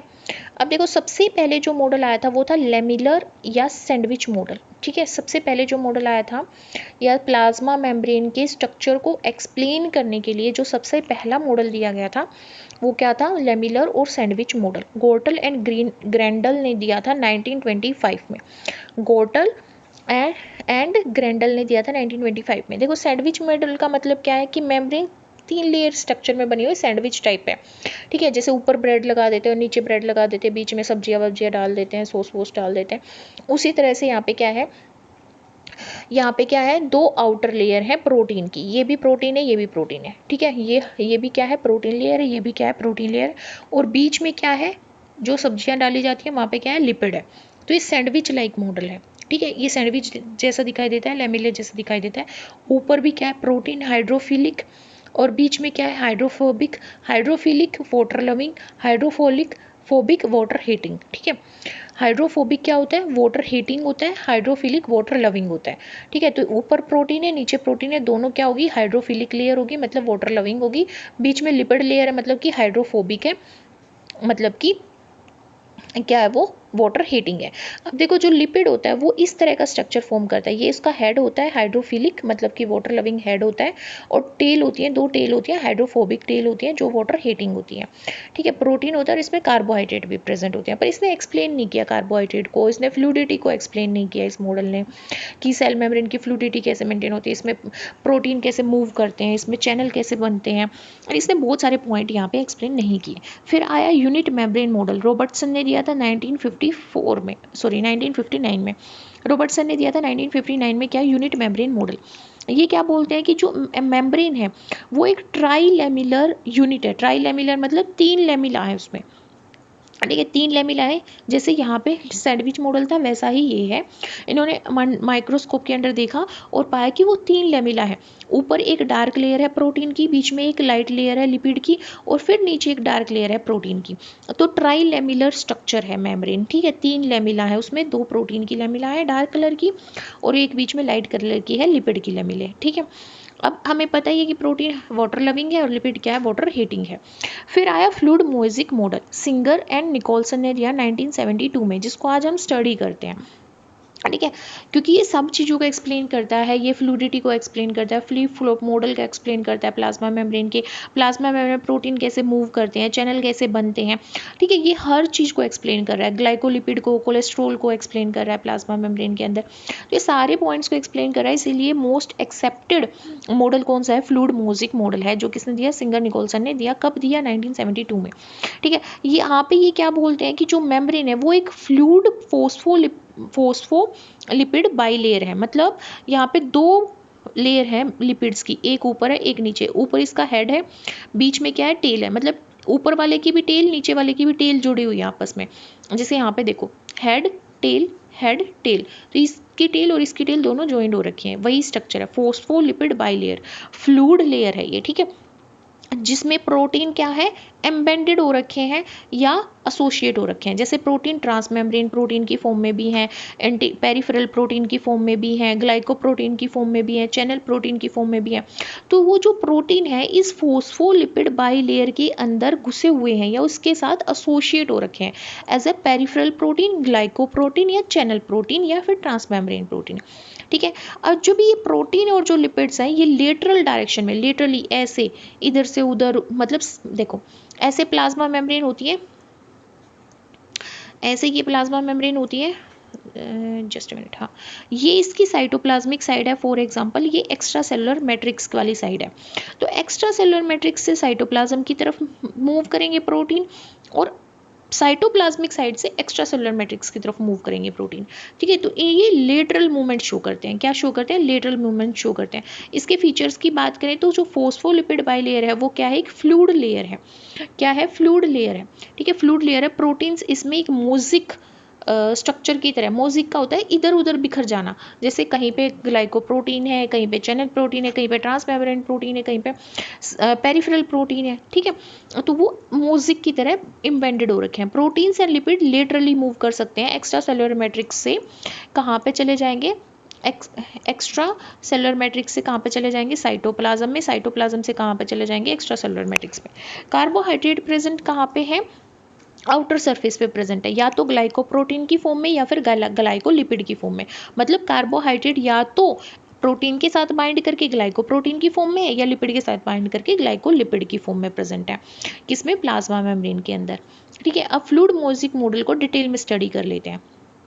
देखो, फ्लूइड मोज़ेक मॉडल को डिटेल में स्टडी करते हैं। सबसे पहले हम स्टडी करेंगे लिपिड के बारे में। ठीक है, सबसे पहले हम यहाँ पे स्टडी करेंगे लिपिड के बारे में। किसने दिया था ये मॉडल, सिंगर एंड निकोलसन ने दिया, 1972 में दिया। ठीक है, ये स्ट्रक्चर भी बताता है, प्लाज्मा मेम्ब्रेन के कंपोनेंट्स, मतलब ये किससे मिलके बना है, प्रोटीन क्या है, लिपिड क्या है इसमें। ठीक है, किस किस टाइप के प्रोटीन हैं, किस किस टाइप के लिपिड्स हैं। ठीक है, उन सब के बारे में बात करता है, और प्लाज्मा मेम्ब्रेन की प्रॉपर्टी के बारे में बात करता है। ठीक है, सबसे पहले हम लिपिड की बात करते हैं। तो फोस्फोलिपिड बाइलेयर है। बाइलेयर क्यों, एक लेयर ऊपर एक नीचे है। फोस्फोलिपिड की 2 लेयर प्रेजेंट है, फोस्फोलिपिड की 2 लेयर प्रेजेंट है, एक ऊपर एक नीचे। ये इसका हेड है और ये इसकी टेल है। ठीक है, टेल क्या है, हाइड्रोफोबिक, हेड क्या है, हाइड्रोफिलिक। हाइड्रोफिलिक मतलब कि वाटर लविंग, और ये क्या है, हाइड्रोफोबिक। हाइड्रोफोबिक मतलब कि वाटर हीटिंग। तो मेम्ब्रेन फोस्फोलिपिड से मिलकर बनी हुई है, जो बाई लेयर में अरेंज है। फोस्फोलिपिड का एक हाइड्रोफिलिक हेड है, एक हाइड्रोफोबिक टेल है जो नॉन पोलर है। ठीक है, नॉन पोलर मतलब वाटर हीटिंग। जो पानी होता है वो पार्शियल पोलर नेचर का होता है। ठीक है, हेड फेस करता है एक्वस सराउंडिंग को, मतलब कि हेड जो है वो aqueous surrounding outside the cytoplasm face करता है, आउटसाइड द साइटोप्लाज्म फेस करता है। और टेल फेस करती है इनवर्ड डायरेक्शन में, है ना, इन अवे फ्रॉम वाटर, क्योंकि ये वाटर हीटिंग कंपोनेंट है। क्या ये वाटर हीटिंग कंपोनेंट है। ठीक है,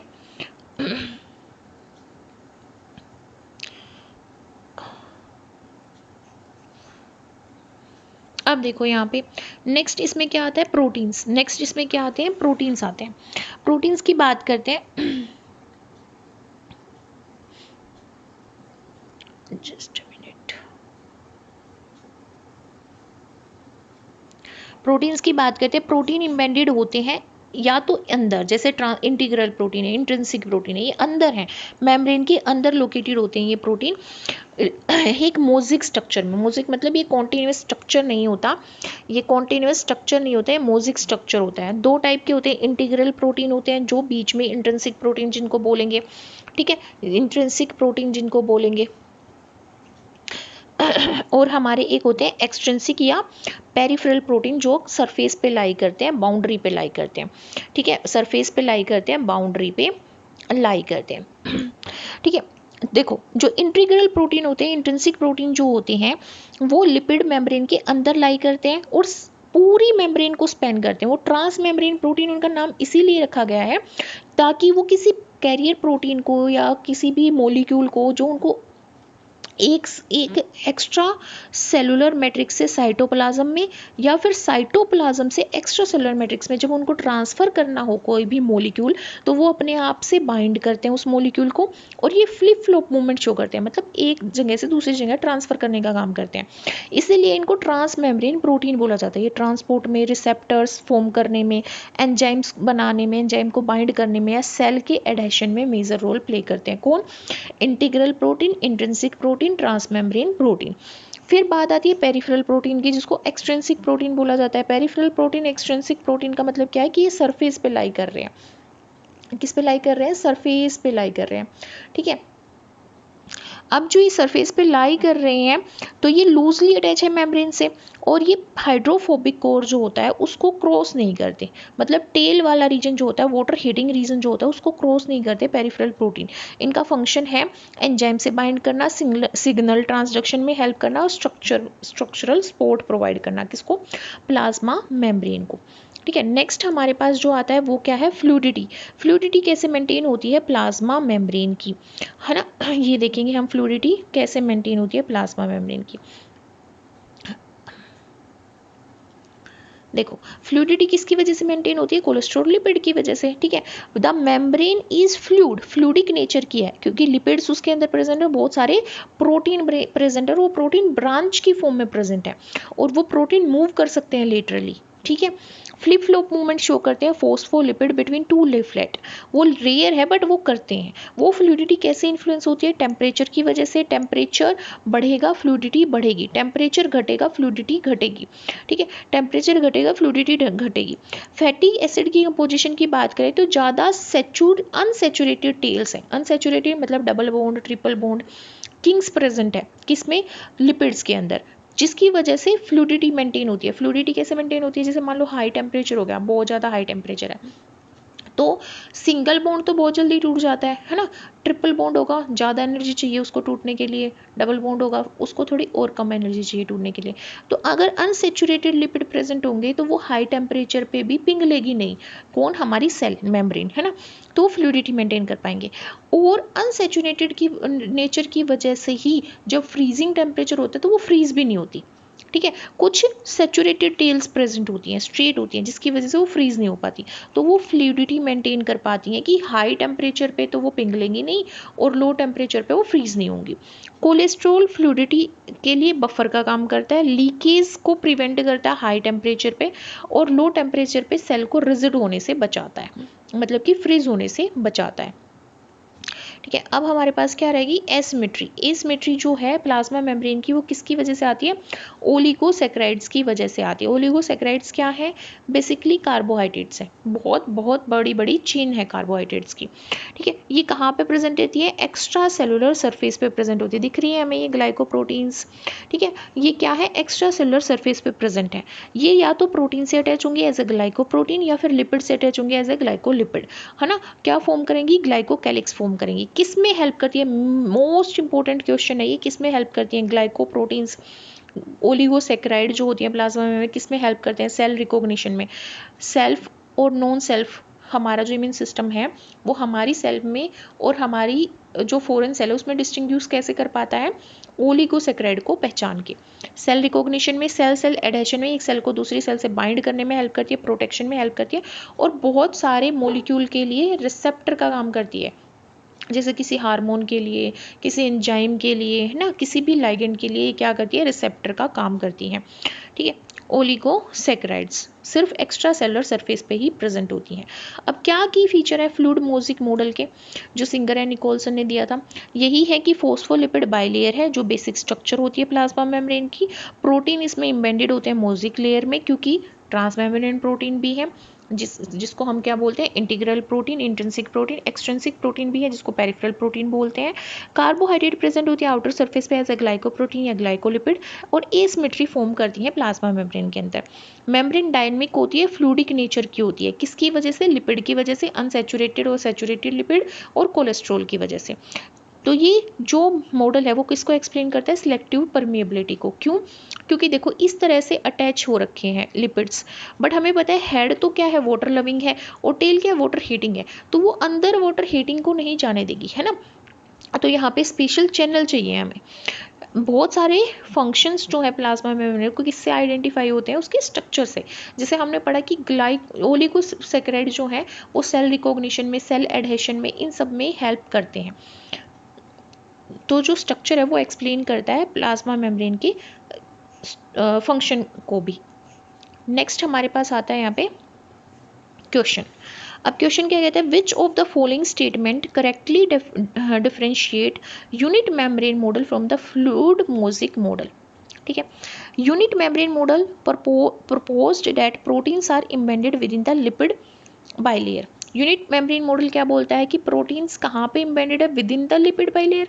नहीं, प्रोटीन लिपिड के अंदर थोड़ी ना है, प्रोटीन बाहर की लेयर है और उसके अंदर प्रोटीन है, यही बात की गई है तीनों मॉडल में। ठीक है, तो ये स्टेटमेंट तो क्या होगी, गलत। नेक्स्ट क्या है, fluid mosaic model states that the membrane is rigid and trilamellar. ये बात तो करता ही नहीं। फ्लूइड मोज़ेक मॉडल रिजिडिटी की बात नहीं करता, वो फ्लूइडिटी की बात करता है कि प्लाज्मा मेम्ब्रेन के अंदर फ्लूइडिटी मेंटेन की जाती है लिपिड के थ्रू और कोलेस्ट्रॉल के थ्रू, तो ये स्टेटमेंट भी गलत है। नेक्स्ट है, unit membrane model described proteins as continuous layer. वो क्या डिफाइन करता है कि कॉन्टिन्यूअस लेयर में प्रोटीन प्रेजेंट होते हैं both side of the lipid bilayer, whereas the fluid mosaic model propose that protein float within the lipid bilayer. ये statement correct है, क्योंकि यूनिट मॉडल में उसने यही बोला था कि कॉन्टिन्यूअस लेयर में प्रोटीन है, बट फ्लूइड मोज़ेक मॉडल बोलता है कि प्रोटीन फ्लोट करते हैं मोज़ेक फॉर्म में लिपिड बाइलेयर के अंदर, तो ये स्टेटमेंट ठीक है। नेक्स्ट स्टेटमेंट देखते हैं, both model describe the plasma membrane consisting of only of phospholipid. नहीं, सिर्फ फोस्फोलिपिड कंसिस्ट कर रहे हैं, ये तो किसी भी मॉडल ने नहीं बोला। लिपिड भी करते हैं, फोस्फोलिपिड के साथ प्रोटीन भी प्रेजेंट होते हैं, ये तीनों मॉडल्स ने बोला है। तो करेक्ट स्टेटमेंट यहाँ पे क्या होगी, सी होगी। ठीक है, C statement is the correct statement. Next हमने ये समझ ही लिया। अब नेक्स्ट क्वेश्चन है, which of the following observations led to the rejection of Davison-Daniel sandwich model of the plasma membrane। कौन सी ऑब्जर्वेशन है जिसकी वजह से रिजेक्शन हुई सैंडविच मॉडल की? Discovery of phospholipid bilayer by Gorter and Grendel, freeze fracture electron microscopy, revealed proteins embedded within the lipid bilayer rather than forming continuous outer layers, plasma membrane contains cholesterol, plasma membrane is selectively permeable। इसका answer आप खुद दोगे, ठीक है, comment section में लिखो इसका answer. ठीक है, नेक्स्ट हम बात करते हैं ट्रांसपोर्ट अक्रॉस प्लाज्मा मेम्ब्रेन। इसके बाद हमारे बचेंगे जंक्शंस और उसके साथ ये लेक्चर होगा खत्म। नेक्स्ट लेक्चर में हम बात करेंगे सेल ऑर्गेनेलीज की। तो ट्रांसपोर्ट अक्रॉस प्लाज्मा मेम्ब्रेन, हमने ये समझा कि जो प्लाज्मा मेम्ब्रेन है वो सिलेक्टिवली परमिएबल है, मतलब वो किसी सिलेक्टिव मॉलिक्यूल को ही परमिट प्रोवाइड करती है अपने अक्रॉस पास होने के लिए। अदरवाइज हमें चैनल प्रोटीन चाहिए, ट्रांस मेम्ब्रेन प्रोटीन चाहिए, कैरियर प्रोटीन चाहिए किसी भी मॉलिक्यूल को एक्स्ट्रा सेलुलर मैट्रिक्स से साइटोप्लाज्म में भेजने के लिए और साइटोप्लाज्म से एक्स्ट्रा सेलुलर मैट्रिक्स में भेजने के लिए। ठीक है, तो हम यही देखेंगे कि मूवमेंट जो है वो कैसे कैसे होती है प्लाज्मा मेम्ब्रेन के अक्रॉस। ठीक है, तो जो ट्रांसपोर्ट है प्लाज्मा मेम्ब्रेन के अक्रॉस वो कैसे होता है, एक होता है पैसिव ट्रांसपोर्ट, एक होता है एक्टिव ट्रांसपोर्ट। ठीक है, वेसिकुलर ट्रांसपोर्ट भी होता है जिसको हम इतनी इंपॉर्टेंस नहीं देते, इन दोनों को हम ज़्यादा इंपॉर्टेंस देते हैं। ठीक है, तो passive transport, active transport and vesicular transport आज हम स्टडी करेंगे। सबसे पहले हम बात करेंगे पैसिव ट्रांसपोर्ट की। ठीक है, किसकी बात करेंगे, पैसिव ट्रांसपोर्ट की बात करेंगे। प्लाज्मा मेम्ब्रेन के बारे में हम समझ चुके हैं। ठीक है, अब हम बात करें पैसिव ट्रांसपोर्ट की।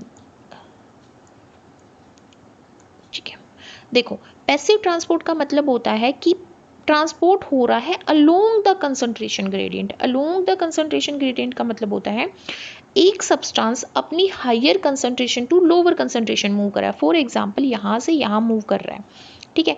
ये मान लो एक्स्ट्रा सेलुलर मैट्रिक्स है और ये मान लो साइटोप्लाज्म है। तो एक्स्ट्रा सेलुलर मैट्रिक्स में मैं मान के चलती हूँ कि ये एक सोल्यूट मॉलिक्यूल है। फॉर एग्जांपल यहाँ पे ऑक्सीजन है, ठीक है। ऑक्सीजन के मॉलिक्यूल्स यहाँ पे बहुत ज़्यादा हैं, ठीक है, बहुत ज़्यादा है वो, ठीक है। उनका पार्शियल प्रेशर, ऑक्सीजन का पार्शियल प्रेशर यहाँ पे एक्स्ट्रा सेलुलर मैट्रिक्स में हाई है। तो जब वो साइटोप्लाज्म में पास हो गए और यहाँ पे ऑक्सीजन का जो पार्शियल प्रेशर है वो लो है, ऑब्वियसली टिश्यूज में क्या होता है, पार्शियल प्रेशर ऑक्सीजन का कम होता है क्योंकि वहाँ पे carbon dioxide as a by product release होती है, ठीक है। तो यहाँ से ऑक्सीजन यहाँ आएगी, मतलब एक्स्ट्रा सेलुलर मैट्रिक्स से नीचे आएगी क्योंकि higher concentration to lower concentration move कर रही है, ठीक है। Higher concentration to lower concentration move कर रही है, ठीक है। ये होता है पैसिव ट्रांसपोर्ट, जहाँ पे एनर्जी एटीपी की ज़रूरत नहीं पड़ती ट्रांसपोर्ट के लिए और मॉलिक्यूल्स मूव करते हैं the concentration gradient. Along the concentration gradient का मतलब क्या है कि हायर कंसंट्रेशन टू अपनी हायर कंसंट्रेशन से लो कंसंट्रेशन की तरफ मूव करते हैं। जैसे इसके टाइप क्या है, simple diffusion, facilitated diffusion and osmosis. Diffusion का मतलब होता है जब small non polar molecules directly higher concentration to lower concentration across the membrane pass हो, across the lipid bilayer pass हो, तो उसको सिंपल डिफ्यूजन बोला जाता है। अब यहाँ पे नॉन पोलर स्मॉल मॉलिक्यूल होंगे क्या, oxygen, carbon dioxide and steroid hormones. क्योंकि स्टीरॉयड हार्मोन्स लिपिड सोल्यूबल होते हैं इसलिए वो लिपिड बाई लेयर से इजीली पास हो जाते हैं, ठीक है। तो oxygen, carbon dioxide, steroid hormone जो होते हैं वो सिंपल डिफ्यूजन के थ्रू पास हो जाते हैं और ये एग्जाम्पल हमें याद रखने हैं। फैसिलिटी डिफ्यूजन में पोलर और चार्ज मॉलिक्यूल्स जो चैनल या कैरियर प्रोटीन के थ्रू बिना एटीपी का यूज किए कैरियर प्रोटीन या चैनल प्रोटीन के थ्रू जो पास होंगे अलोंग द कंसंट्रेशन ग्रेडियंट ही होंगे, बट वो चूंकि पोलर होते हैं और चार्ज्ड मॉलिक्यूल होते हैं इसलिए उनको ट्रांसफर करने के लिए चैनल या कैरियर प्रोटीन की जरूरत पड़ती है, ठीक है। जैसे ion, sodium potassium ion, chloride ion, glucose है, अमाइनो एसिड है, ठीक है। ये कैसे, फैसिलिटेटेड डिफ्यूजन के थ्रू। एग्जाम्पल याद रखने हैं, पोटेशियम, सोडियम, क्लोरीन और ग्लूकोज और अमाइनो एसिड, ये फैसिलिटेटेड डिफ्यूजन के थ्रू ट्रांसफर किए जाते हैं। ओस्मोसिस रिवर्स होता है सिंपल डिफ्यूजन का। ओस्मोसिस में हम वाटर की बात करते हैं, सिंपल डिफ्यूजन में हम किसी भी सब्सटेंस, किसी भी मॉलिक्यूल और किसी भी सॉल्यूट की बात कर सकते हैं, पर ओस्मोसिस में सिर्फ वाटर की बात होती है और वाटर जो है वो अपनी हायर वाटर पोटेंशियल, मतलब कि जहाँ पे लो सॉल्यूट होंगे पर वाटर की कंसंट्रेशन ज़्यादा होगी वहाँ से लो वाटर पोटेंशियल यानी कि हाई सॉल्यूट की तरफ जाता है। जैसे जैसे हम सॉल्यूट ऐड करते जाते हैं पानी के अंदर उसका वाटर पोटेंशियल कम होता जाता है, ठीक है। तो यहाँ पे एक्वापोरिन्स होते हैं, एक्वापोरिन्स वाटर चैनल होते हैं। जैसे न्यूक्लियस की मेम्ब्रेन में भी एक्वापोरिन्स होते हैं, हमारी किडनी में भी एक्वापोरिन्स होते हैं। तो एक्वापोरिन्स क्या होते हैं, वाटर चैनल होते हैं जिससे water higher concentration to low concentration move करेगा। ये ओस्मोसिस और सिर्फ वाटर के केस के लिए होता है। नेक्स्ट है एक्टिव ट्रांसपोर्ट। एक्टिव ट्रांसपोर्ट किस में होता है, एक्टिव ट्रांसपोर्ट के लिए एनर्जी की रिक्वायरमेंट होती है। जस्ट ए मिनट, ठीक है। एक्टिव ट्रांसपोर्ट के लिए एनर्जी की रिक्वायरमेंट होती है। ये against the concentration gradient move करते हैं, मतलब कोई भी सब्सटेंस अपनी लो कंसंट्रेशन से हायर कंसंट्रेशन की तरफ मूव करेगा। तो एक्टिव ट्रांसपोर्ट दो टाइप का होता है, प्राइमरी एक्टिव ट्रांसपोर्ट और secondary active transport. Primary active transport and secondary active transport. Primary active transport ATP directly use करता है, ठीक है। और यहाँ पे जो मॉलिक्यूल मूव करना है वो against the concentration gradient move किया जाता है, मतलब low concentration to higher concentration की तरफ मूव किया जाता है। यहाँ पे जब भी मॉलिक्यूल मूव किया जाएगा तो एटीपी, एडीपी और पायरोफॉस्फेट में टूट जाएगी। एग्जाम्पल क्या है इसका, सोडियम पोटेशियम पंप, जिसके लिए 3 सोडियम बाहर जाती हैं, 3 सोडियम क्या है बाहर जाती हैं और 2 पोटेशियम क्या है अंदर आती हैं। सोडियम पोटेशियम चैनल में 3 सोडियम बाहर जाती हैं और 2 पोटेशियम अंदर आती हैं, और जिसकी वजह से जो अंदर है साइटोप्लाज्म है वो लेस इलेक्ट्रोपॉजिटिव हो जाता है और जो एक्स्ट्रा सेलुलर मैट्रिक्स है वो हाईली इलेक्ट्रोपॉजिटिव हो जाता है। और हर एक 3 सोडियम बाहर जाने के साथ साथ एक एटीपी मॉलिक्यूल का ब्रेकडाउन होता है एडीपी में और पायरोफॉस्फेट में। ये होता है प्राइमरी एक्टिव ट्रांसपोर्ट में। सेकेंडरी एक्टिव ट्रांसपोर्ट में एनर्जी जो स्टोर हो रखी है, किसमें, इलेक्ट्रोकेमिकल ग्रेडियंट में जो एनर्जी स्टोर हो रखी है उसको प्राइमरी एक्टिव ट्रांसपोर्ट क्रिएट करने के लिए यूज किया जाता है। जैसे सोडियम ग्लूकोज को ट्रांसपोर्ट का मतलब क्या है कि यहाँ पे ग्लूकोज भी ट्रांसपोर्ट हो रहा है और सोडियम भी ट्रांसपोर्ट हो रहा है, सिम ट्रांसपोर्ट हो रहा है एंड सिमपोर्ट होता है। ठीक है, सिमपोर्ट का मतलब है एक ही डायरेक्शन में मूव हो रहे हैं मॉलिक्यूल्स, एक ही डायरेक्शन में मूव हो रहा है। जैसे साइटोप्लाज्म से एक्स्ट्रा सेलुलर मैट्रिक्स में ग्लूकोज भी मूव कर रहा है, सोडियम भी मूव कर रहा है, तो ये सिम ट्रांसपोर्ट है, एक ही डायरेक्शन में मॉलिक्यूल मूव कर रहे हैं। ठीक है, नेक्स्ट हमारे पास क्या आता है, नेक्स्ट आता है वेसिकुलर ट्रांसपोर्ट, बल्क ट्रांसपोर्ट जिसको बोलते हैं। ये वेसिकल्स की फॉर्म में, वेसिकल हम थैला बोल सकते हैं, किसी थैले में डाल के किसी मॉलिक्यूल को बाहर भेजना, वो एक वेसिकुलर ट्रांसपोर्ट है। तो जब मूवमेंट होती है लार्ज मॉलिक्यूल्स की, मूवमेंट किसकी, लार्ज मॉलिक्यूल्स की और पार्टिकल्स की, किसका यूज़ करके, मेम्ब्रेन बाउंड वेसिकल का यूज़ करके, और इसके लिए भी एटीपी चाहिए होती है। तो ये बल्क में ट्रांसपोर्ट होता है, एक थैले में बांध के, एक वेसिकल में बांध के बहुत सारा मटेरियल बाहर भेजा जाता है एटीपी का यूज़ करके, इसलिए इसको बल्क ट्रांसपोर्ट बोला जाता है। तो इसके एग्जाम्पल क्या क्या, टाइप क्या क्या है, एंडोसाइटोसिस, एक्सोसाइटोसिस और ट्रांससाइटोसिस। ठीक है, एंडोसाइटोसिस, एंडो मतलब अंदर, साइटो मतलब सेल, सेल के अंदर ले जाके थैले को फाड़ दिया जाता है ताकि मॉलिक्यूल रिलीज हो जाए। लाइसिस का मतलब होता है ब्रेक डाउन।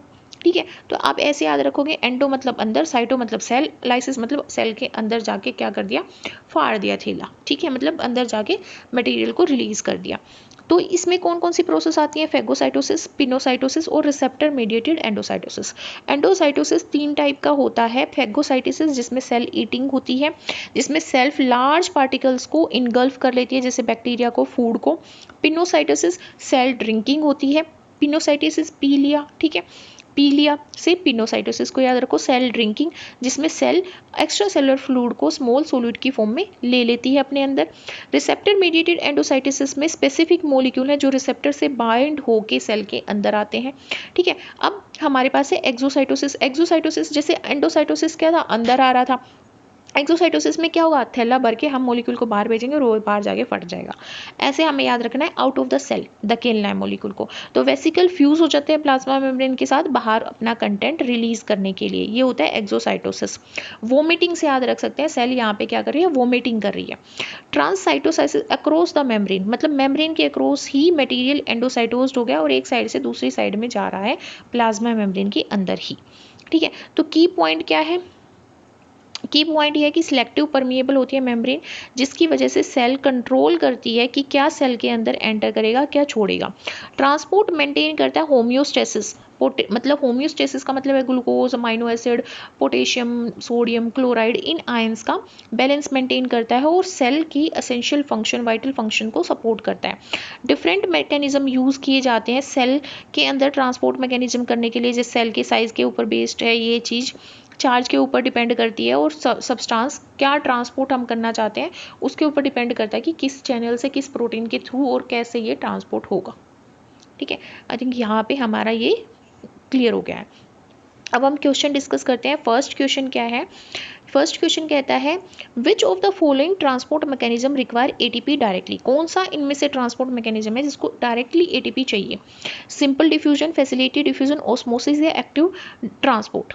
किसको डायरेक्टली एटीपी चाहिए, सिंपल डिफ्यूजन को नहीं चाहिए, फैसिलिटी डिफ्यूजन को नहीं चाहिए, ऑस्मोसिस को नहीं चाहिए, एक्टिव ट्रांसपोर्ट को चाहिए। सेकंड क्वेश्चन है white blood cell engulf bacteria is an example of pinocytosis, exocytosis, phagocytosis, osmosis. Phagocytosis cell eating का ये क्या है, एग्जाम्पल है, सॉरी। ठीक है, नेक्स्ट हमारे पास क्या आता है, सेल जंक्शंस।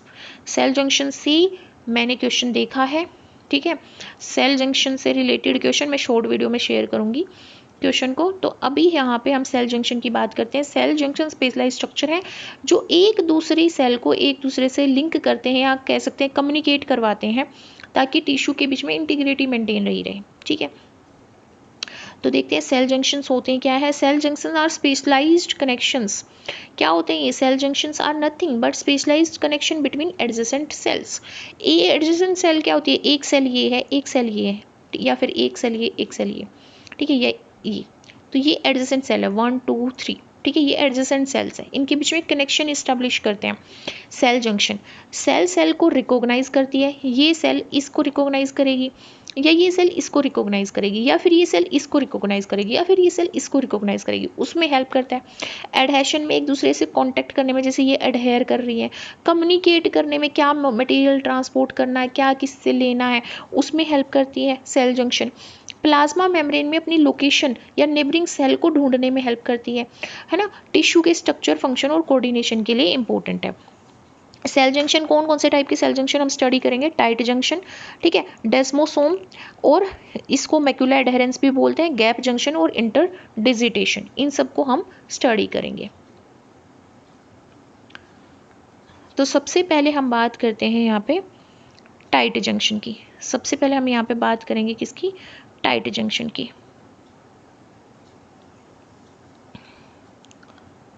टाइट जंक्शन, देखो टाइट जंक्शन की बात कर रहे हैं। Tight junction are formed by sealing strands that fuse the outer leaflet of plasma membrane. ये एक सेल है, ये सेल है, दोनों सेल है। जो आउटर प्लाज्मा मेम्ब्रेन है एडजेसेंट सेल की, ये इसकी प्लाज्मा मेम्ब्रेन है, ये इसकी प्लाज्मा मेम्ब्रेन है, उनके स्ट्रैंड को फ्यूज कर दिया, ठीक है, फ्यूज कर दिया।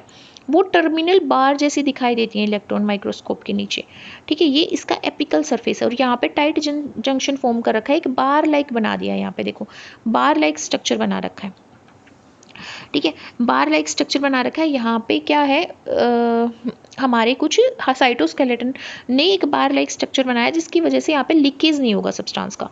तो they prevent leakage of substance through intercellular space. Intercellular space क्या होता है? सेल के बीच का जो स्पेस होता है, वहाँ से कुछ भी लीकेज ना हो और सेल की पोलैरिटी मेंटेन रहे, ये इंश्योर करता है कौन सा जंक्शन? हमारा टाइट जंक्शन, ठीक है। ये पैरासेलुलर, पैरासेलुलर का मतलब एक सेल ये है, एक सेल ये है, दोनों जो एडजेसेंट सेल है उनकी मूवमेंट सोल्यूट की, उनके बीच में जो सोल्यूट की और वाटर की मूवमेंट है उसको प्रिवेंट करता है, ठीक है। और ये अलग अलग एपिकल और बेसोलेटरल सरफेस की पोलैरिटी मेंटेन करता है, कंपोजिशन मेंटेन करता है। एनिमल सेल में टाइट जंक्शन कहाँ देखने को मिलता है? एपिथेलियल सेल्स के अंदर। कहाँ पे? एपिथेलियल सेल्स के अंदर, इंटेस्टाइन के एपिथेलियल सेल के अंदर और गोल ब्लेडर की एपिथेलियल सेल्स के अंदर। बहुत इंपॉर्टेंट है एग्जाम्पल यहाँ पे, ठीक है। तो हमें याद क्या रखना है कि टाइट जंक्शन में बिल्कुल जीरो लीकेज होता है, जीरो लीकेज होता है। टर्मिनल बॉल फॉर्म हो जाती है एडजेसेंट सेल पे, एपिकल पोर्शन पे, ऊपर वाला पोर्शन नीचे वाला पोर्शन अलग अलग रहता है, ठीक है। कहाँ पे देखने को मिलता है? इंटेस्टाइन के एपिथेलियल सेल्स के अंदर और गोल ब्लेडर के अंदर देखने को मिलता है, यही मेन पॉइंट है इसमें। नेक्स्ट हम बात करेंगे डेस्मोसोम की, ठीक है। डेस्मोसोम की बात करते हैं, मैक्यूला एडहेरेंस भी इसको बोला जाता है। Desmosomes are spot like junction. Spot like junction है जो इंटरमीडिएट फिलामेंट होता है, एक सेल का दूसरी सेल के साथ क्या कर देता है? इंटरमीडिएट फिलामेंट के थ्रू एक सेल को दूसरी सेल के साथ क्या कर दिया जाता है? कनेक्ट कर दिया जाता है। तो ये स्ट्रॉन्ग मैकेनिकल एडेशन होता है। ये पुलिंग फोर्स जो है, ये सेल अपने आप को इधर पुल करेगी, ये सेल अपने आप को इधर पुल करेगी, तो ये पुलिंग फोर्स को क्या करता है? रेसिस्ट करता है, रोकता है ना, उसको रोकता है और एक दोनों सेल को एक दूसरे की तरफ खींचता है, ठीक है, खींचता है। क्या करता है? खींचता है एक दूसरे को। तो यहाँ पे कौन कौन से प्रोटीन मेजर रोल प्ले करते हैं? एडहेशन प्रोटीन जैसे कैडहेरिन, ठीक है, adhesion protein cadherin and intermediate filament tonofilament. यहाँ पे टोनोफिलामेंट यूज हो रहे हैं और कौन सा प्रोटीन यूज हो रहा है? एडहेशन प्रोटीन कैडहेरिन यूज हो रहा है, ठीक है। ये डेंस प्लेग या मैक्यूला की तरह दिखते हैं, देखो ये डेंस प्लेग या मैक्यूला की तरह दिखाई देते हैं इनर सरफेस पे, किसकी? मेम्ब्रेन की इनर सरफेस पे मैक्यूला की तरह दिखाई देते हैं, इसलिए इसको मैक्यूला एडहेरेंस भी बोला जाता है। किसको? डेस्मोसोम को। फंक्शन क्या है? मैकेनिकल स्ट्रेंथ प्रोवाइड कर रहा है दोनों सेल्स को, ठीक है। स्ट्रेच होने के बाद भी, मैकेनिकल स्ट्रेस के बाद भी ये टिश्यू को हेल्प करता है कि वो टूटे ना, खराब ना हो, डैमेज ना हो। कहाँ पे पाया जाता है हमारा डेस्मोसोम? ये इंपॉर्टेंट है, ये पाया जाता है हमारा स्किन के अंदर, हार्ट के अंदर, यूट्रस के अंदर और दूसरे टिश्यू में, स्किन, हार्ट और यूट्रस के अंदर। मेन इंपॉर्टेंट ये है कि ये कैडहेरेंट प्रोटीन, इसमें एडेशन प्रोटीन कौन सा होता है डेस्मोसोम में? कैडहेरेंट प्रोटीन, ठीक है, और टोनोफिलामेंट प्रेजेंट होते हैं। डेंस एरिया जो होता है उसको मैक्यूला जैसे दिखाई देता है मेम्ब्रेन के अंदर, इसलिए इसको मैक्यूला एडहेरेंस भी बोला जाता है, ठीक है। और ये कहाँ पे पाया जाता है? स्किन, हार्ट और यूट्रस में पाया जाता है। नेक्स्ट हमारे पास जो जंक्शन है वो है गैप जंक्शन। नेक्स्ट जंक्शन है gap junction, are formed by connections hemi channels. Hemi channels form होते हैं जिसके थ्रू दो एडजेसेंट सेल, एक सेल ये है एक सेल ये है, दोनों सेल्स कनेक्शंस या हेमी चैनल के थ्रू, हेमी चैनल क्या होगा, हाफ चैनल, ठीक है, हाफ चैनल के थ्रू दो सेल्स कनेक्ट कर रखी होंगी, ठीक है। वो जो हेमी कनेक्शन है या हेमी चैनल जो है, कनेक्शन जो है या हेमी चैनल जो है, वो एक्वस पोर फॉर्म करेंगे। एक्वस पोर का मतलब क्या है, जहाँ से कुछ लिक्विड पास हो, है ना, कुछ सेमी सॉलिड सब्सटेंस पास हो। तो जो वो कनेक्शन है या हेमी चैनल है, वहां से क्या पास होगा, एक सेल का साइटोप्लाज्म दूसरे सेल के साइटोप्लाज्म में पास हो सकता है, ठीक है। तो यहाँ से आयंस और स्मॉल मॉलिक्यूल पास हो सकते हैं। अब ये बताओ लीकेज को कौन बंद करता है, टाइट जंक्शन, ठीक है। स्मॉल मॉलिक्यूल्स और आयंस को एक सेल से दूसरी सेल्स में कौन सा जंक्शन ट्रांसपोर्ट करवाएगा, गैप जंक्शन, ठीक है, क्योंकि ये कनेक्शंस फॉर्म कर रहे हैं, एक्वस पोर फॉर्म कर रहे हैं, हेमी चैनल्स फॉर्म कर रहे हैं। फंक्शन क्या है, cell to cell communication. Cell to cell communication क्या कैसे होगा, कैसे होगा, साइटोप्लाज्म का ट्रांसपोर्ट करके। दो सेल्स जो गैप जंक्शन फॉर्म करेंगे उनके बीच में गैप कितना होगा, 2 to 4 नैनोमीटर का होगा। किसको पास कर सकती है, आयन को, स्मॉल मॉलिक्यूल को पास कर सकते हैं, ठीक है। तो ये कार्डिक मसल्स कॉन्ट्रैक्शन के टाइम पे कोऑर्डिनेटेड एक्टिविटी जब हमें करनी होती है, जैसे कॉन्ट्रैक्शन करना होता है मसल्स का, उस टाइम पे gap junction important role play करती हैं, ठीक है। तो ये कहाँ पे प्रेजेंट होते हैं, हार्ट में, लीवर में और एम्ब्रियोनिक सेल में गैप जंक्शन प्रेजेंट होते हैं। हार्ट में, लीवर, एम्ब्रियोनिक सेल में गैप जंक्शन प्रेजेंट होते हैं। लास्ट जो जंक्शन है वो है इंटरडिजिटेशन। इंटरडिजिटेशन है, ये फिंगर लाइक प्रोजेक्शन होते हैं। देखो ये फिंगर लाइक प्रोजेक्शन होते हैं दो एडजेसेंट सेल के, एक सेल ये एक सेल ये, दो सेल्स की फिंगर लाइक प्रोजेक्शन है जो एक दूसरे में बिल्कुल फिट हो जाते हैं, जो एक दूसरे में फिट हो जाते हैं डिजिट की तरह। डिजिट क्या, हमारी फिंगर्स की तरह, हमारी फिंगर्स की तरह एक दूसरे के अंदर फिट हो जाते हैं, इसीलिए इनको इंटरडिजिटेटिंग प्रोजेक्शन बोला जाता है, ठीक है। मैकेनिकल स्ट्रेंथ प्रोवाइड करते हैं और दो सेल्स के बीच में जो सरफेस एरिया ऑफ कांटेक्ट है, क्योंकि फिंगर की तरह एक दूसरे में फंस जाएंगे तो ये सरफेस एरिया ऑफ कांटेक्ट और एडेशन का एरिया भी बढ़ा देंगे। किस में पाया जाता है, जहाँ पे मैकेनिकल स्ट्रेंथ ज़्यादा चाहिए हो, जैसे हार्ट मसल्स में और इंटेस्टाइन में इंटरडिजिटेशन देखने को ज़्यादा मिलता है। अब कंपैरिजन टेबल देखते हैं, कंपैरिजन टेबल देखते हैं यहाँ पे। देखो tight junction terminal bars form करता है, ceiling strand fuse outlet outer leaflet को फ्यूज कर देता है, ठीक है। लीकेज को प्रिवेंट करता है पर सेल की पोलरिटी मेंटेन करता है। कहाँ पे पाया जाता है, एपिथेलियल सेल्स में, इंटेस्टाइन की और गॉल ब्लैडर की। डेस्मोसोम्स मैक्यूला की तरह दिखाई देते हैं, इसलिए macula adherence, dense plaque form करते हैं, इंटरमीडिएट फिलामेंट होते हैं और कैडहेरिन प्रोटीन इसमें मेजर रोल प्ले करता है। मैकेनिकल एडेशन प्रोवाइड करते हैं, स्किन में, हार्ट में, यूट्रस में प्रेजेंट होते हैं। गैप जंक्शन कनेक्शंस फॉर्म करता है, हेमी चैनल्स फॉर्म करता है जो कम्युनिकेशन करवाते हैं दो सेल्स के बीच में, आयंस और स्मॉल मॉलिक्यूल को पास करवाते हैं। हार्ट में, लीवर में और एम्ब्रियोनिक सेल में प्रेजेंट होते हैं। इंटरडिजिटेशन फिंगर लाइक प्रोजेक्शन होते हैं जो एक दूसरे में फिट हो जाते हैं एडजेसेंट सेल के, जिसकी वजह से एडजेसेंट सेल को कॉन्टैक्ट एरिया ज़्यादा मिलता है, मैकेनिकल स्ट्रेंथ ज़्यादा मिलती है। कहाँ पे प्रेजेंट होते हैं, हार्ट मसल्स में, इंटेस्टाइन में प्रेजेंट होते हैं।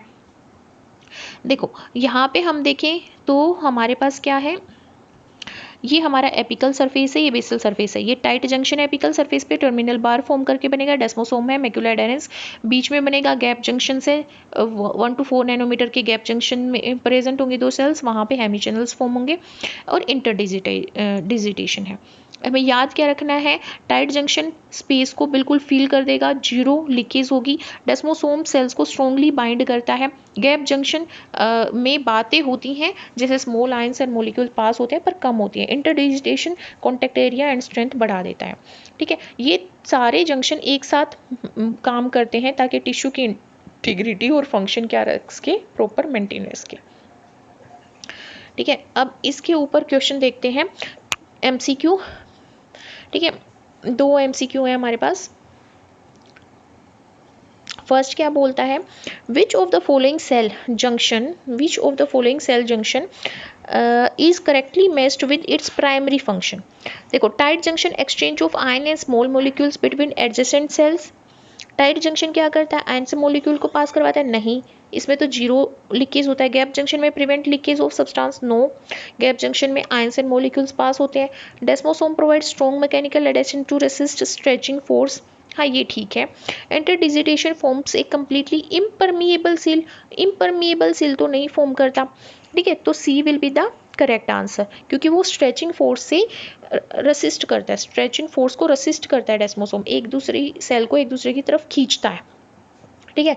MCQ 2 क्या है, असर्जन रीज़न है, जिसको आप खुद से सोल्व करोगे। अगर आपको ये समझ में नहीं आता है तो फिर मैं इसका आंसर प्रोवाइड करूँगी कमेंट बॉक्स में, ठीक है।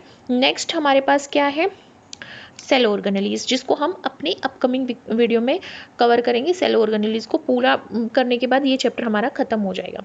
अगर आपको मेरी वीडियो लेक्चर पसंद आती है तो like, share, subscribe and comment. और अगर आपका कोई क्वेश्चन है तो भी आप मेरे को कमेंट कर सकते हैं। जब ये वीडियो लेक्चर कंप्लीट हो जाएगा तब मैं इसकी PDF अपने टेलीग्राम चैनल में शेयर कर दूँगी। तब तक के लिए अपना ध्यान रखिए, अपने परिवार वालों का ध्यान रखिए और खुश रहिए।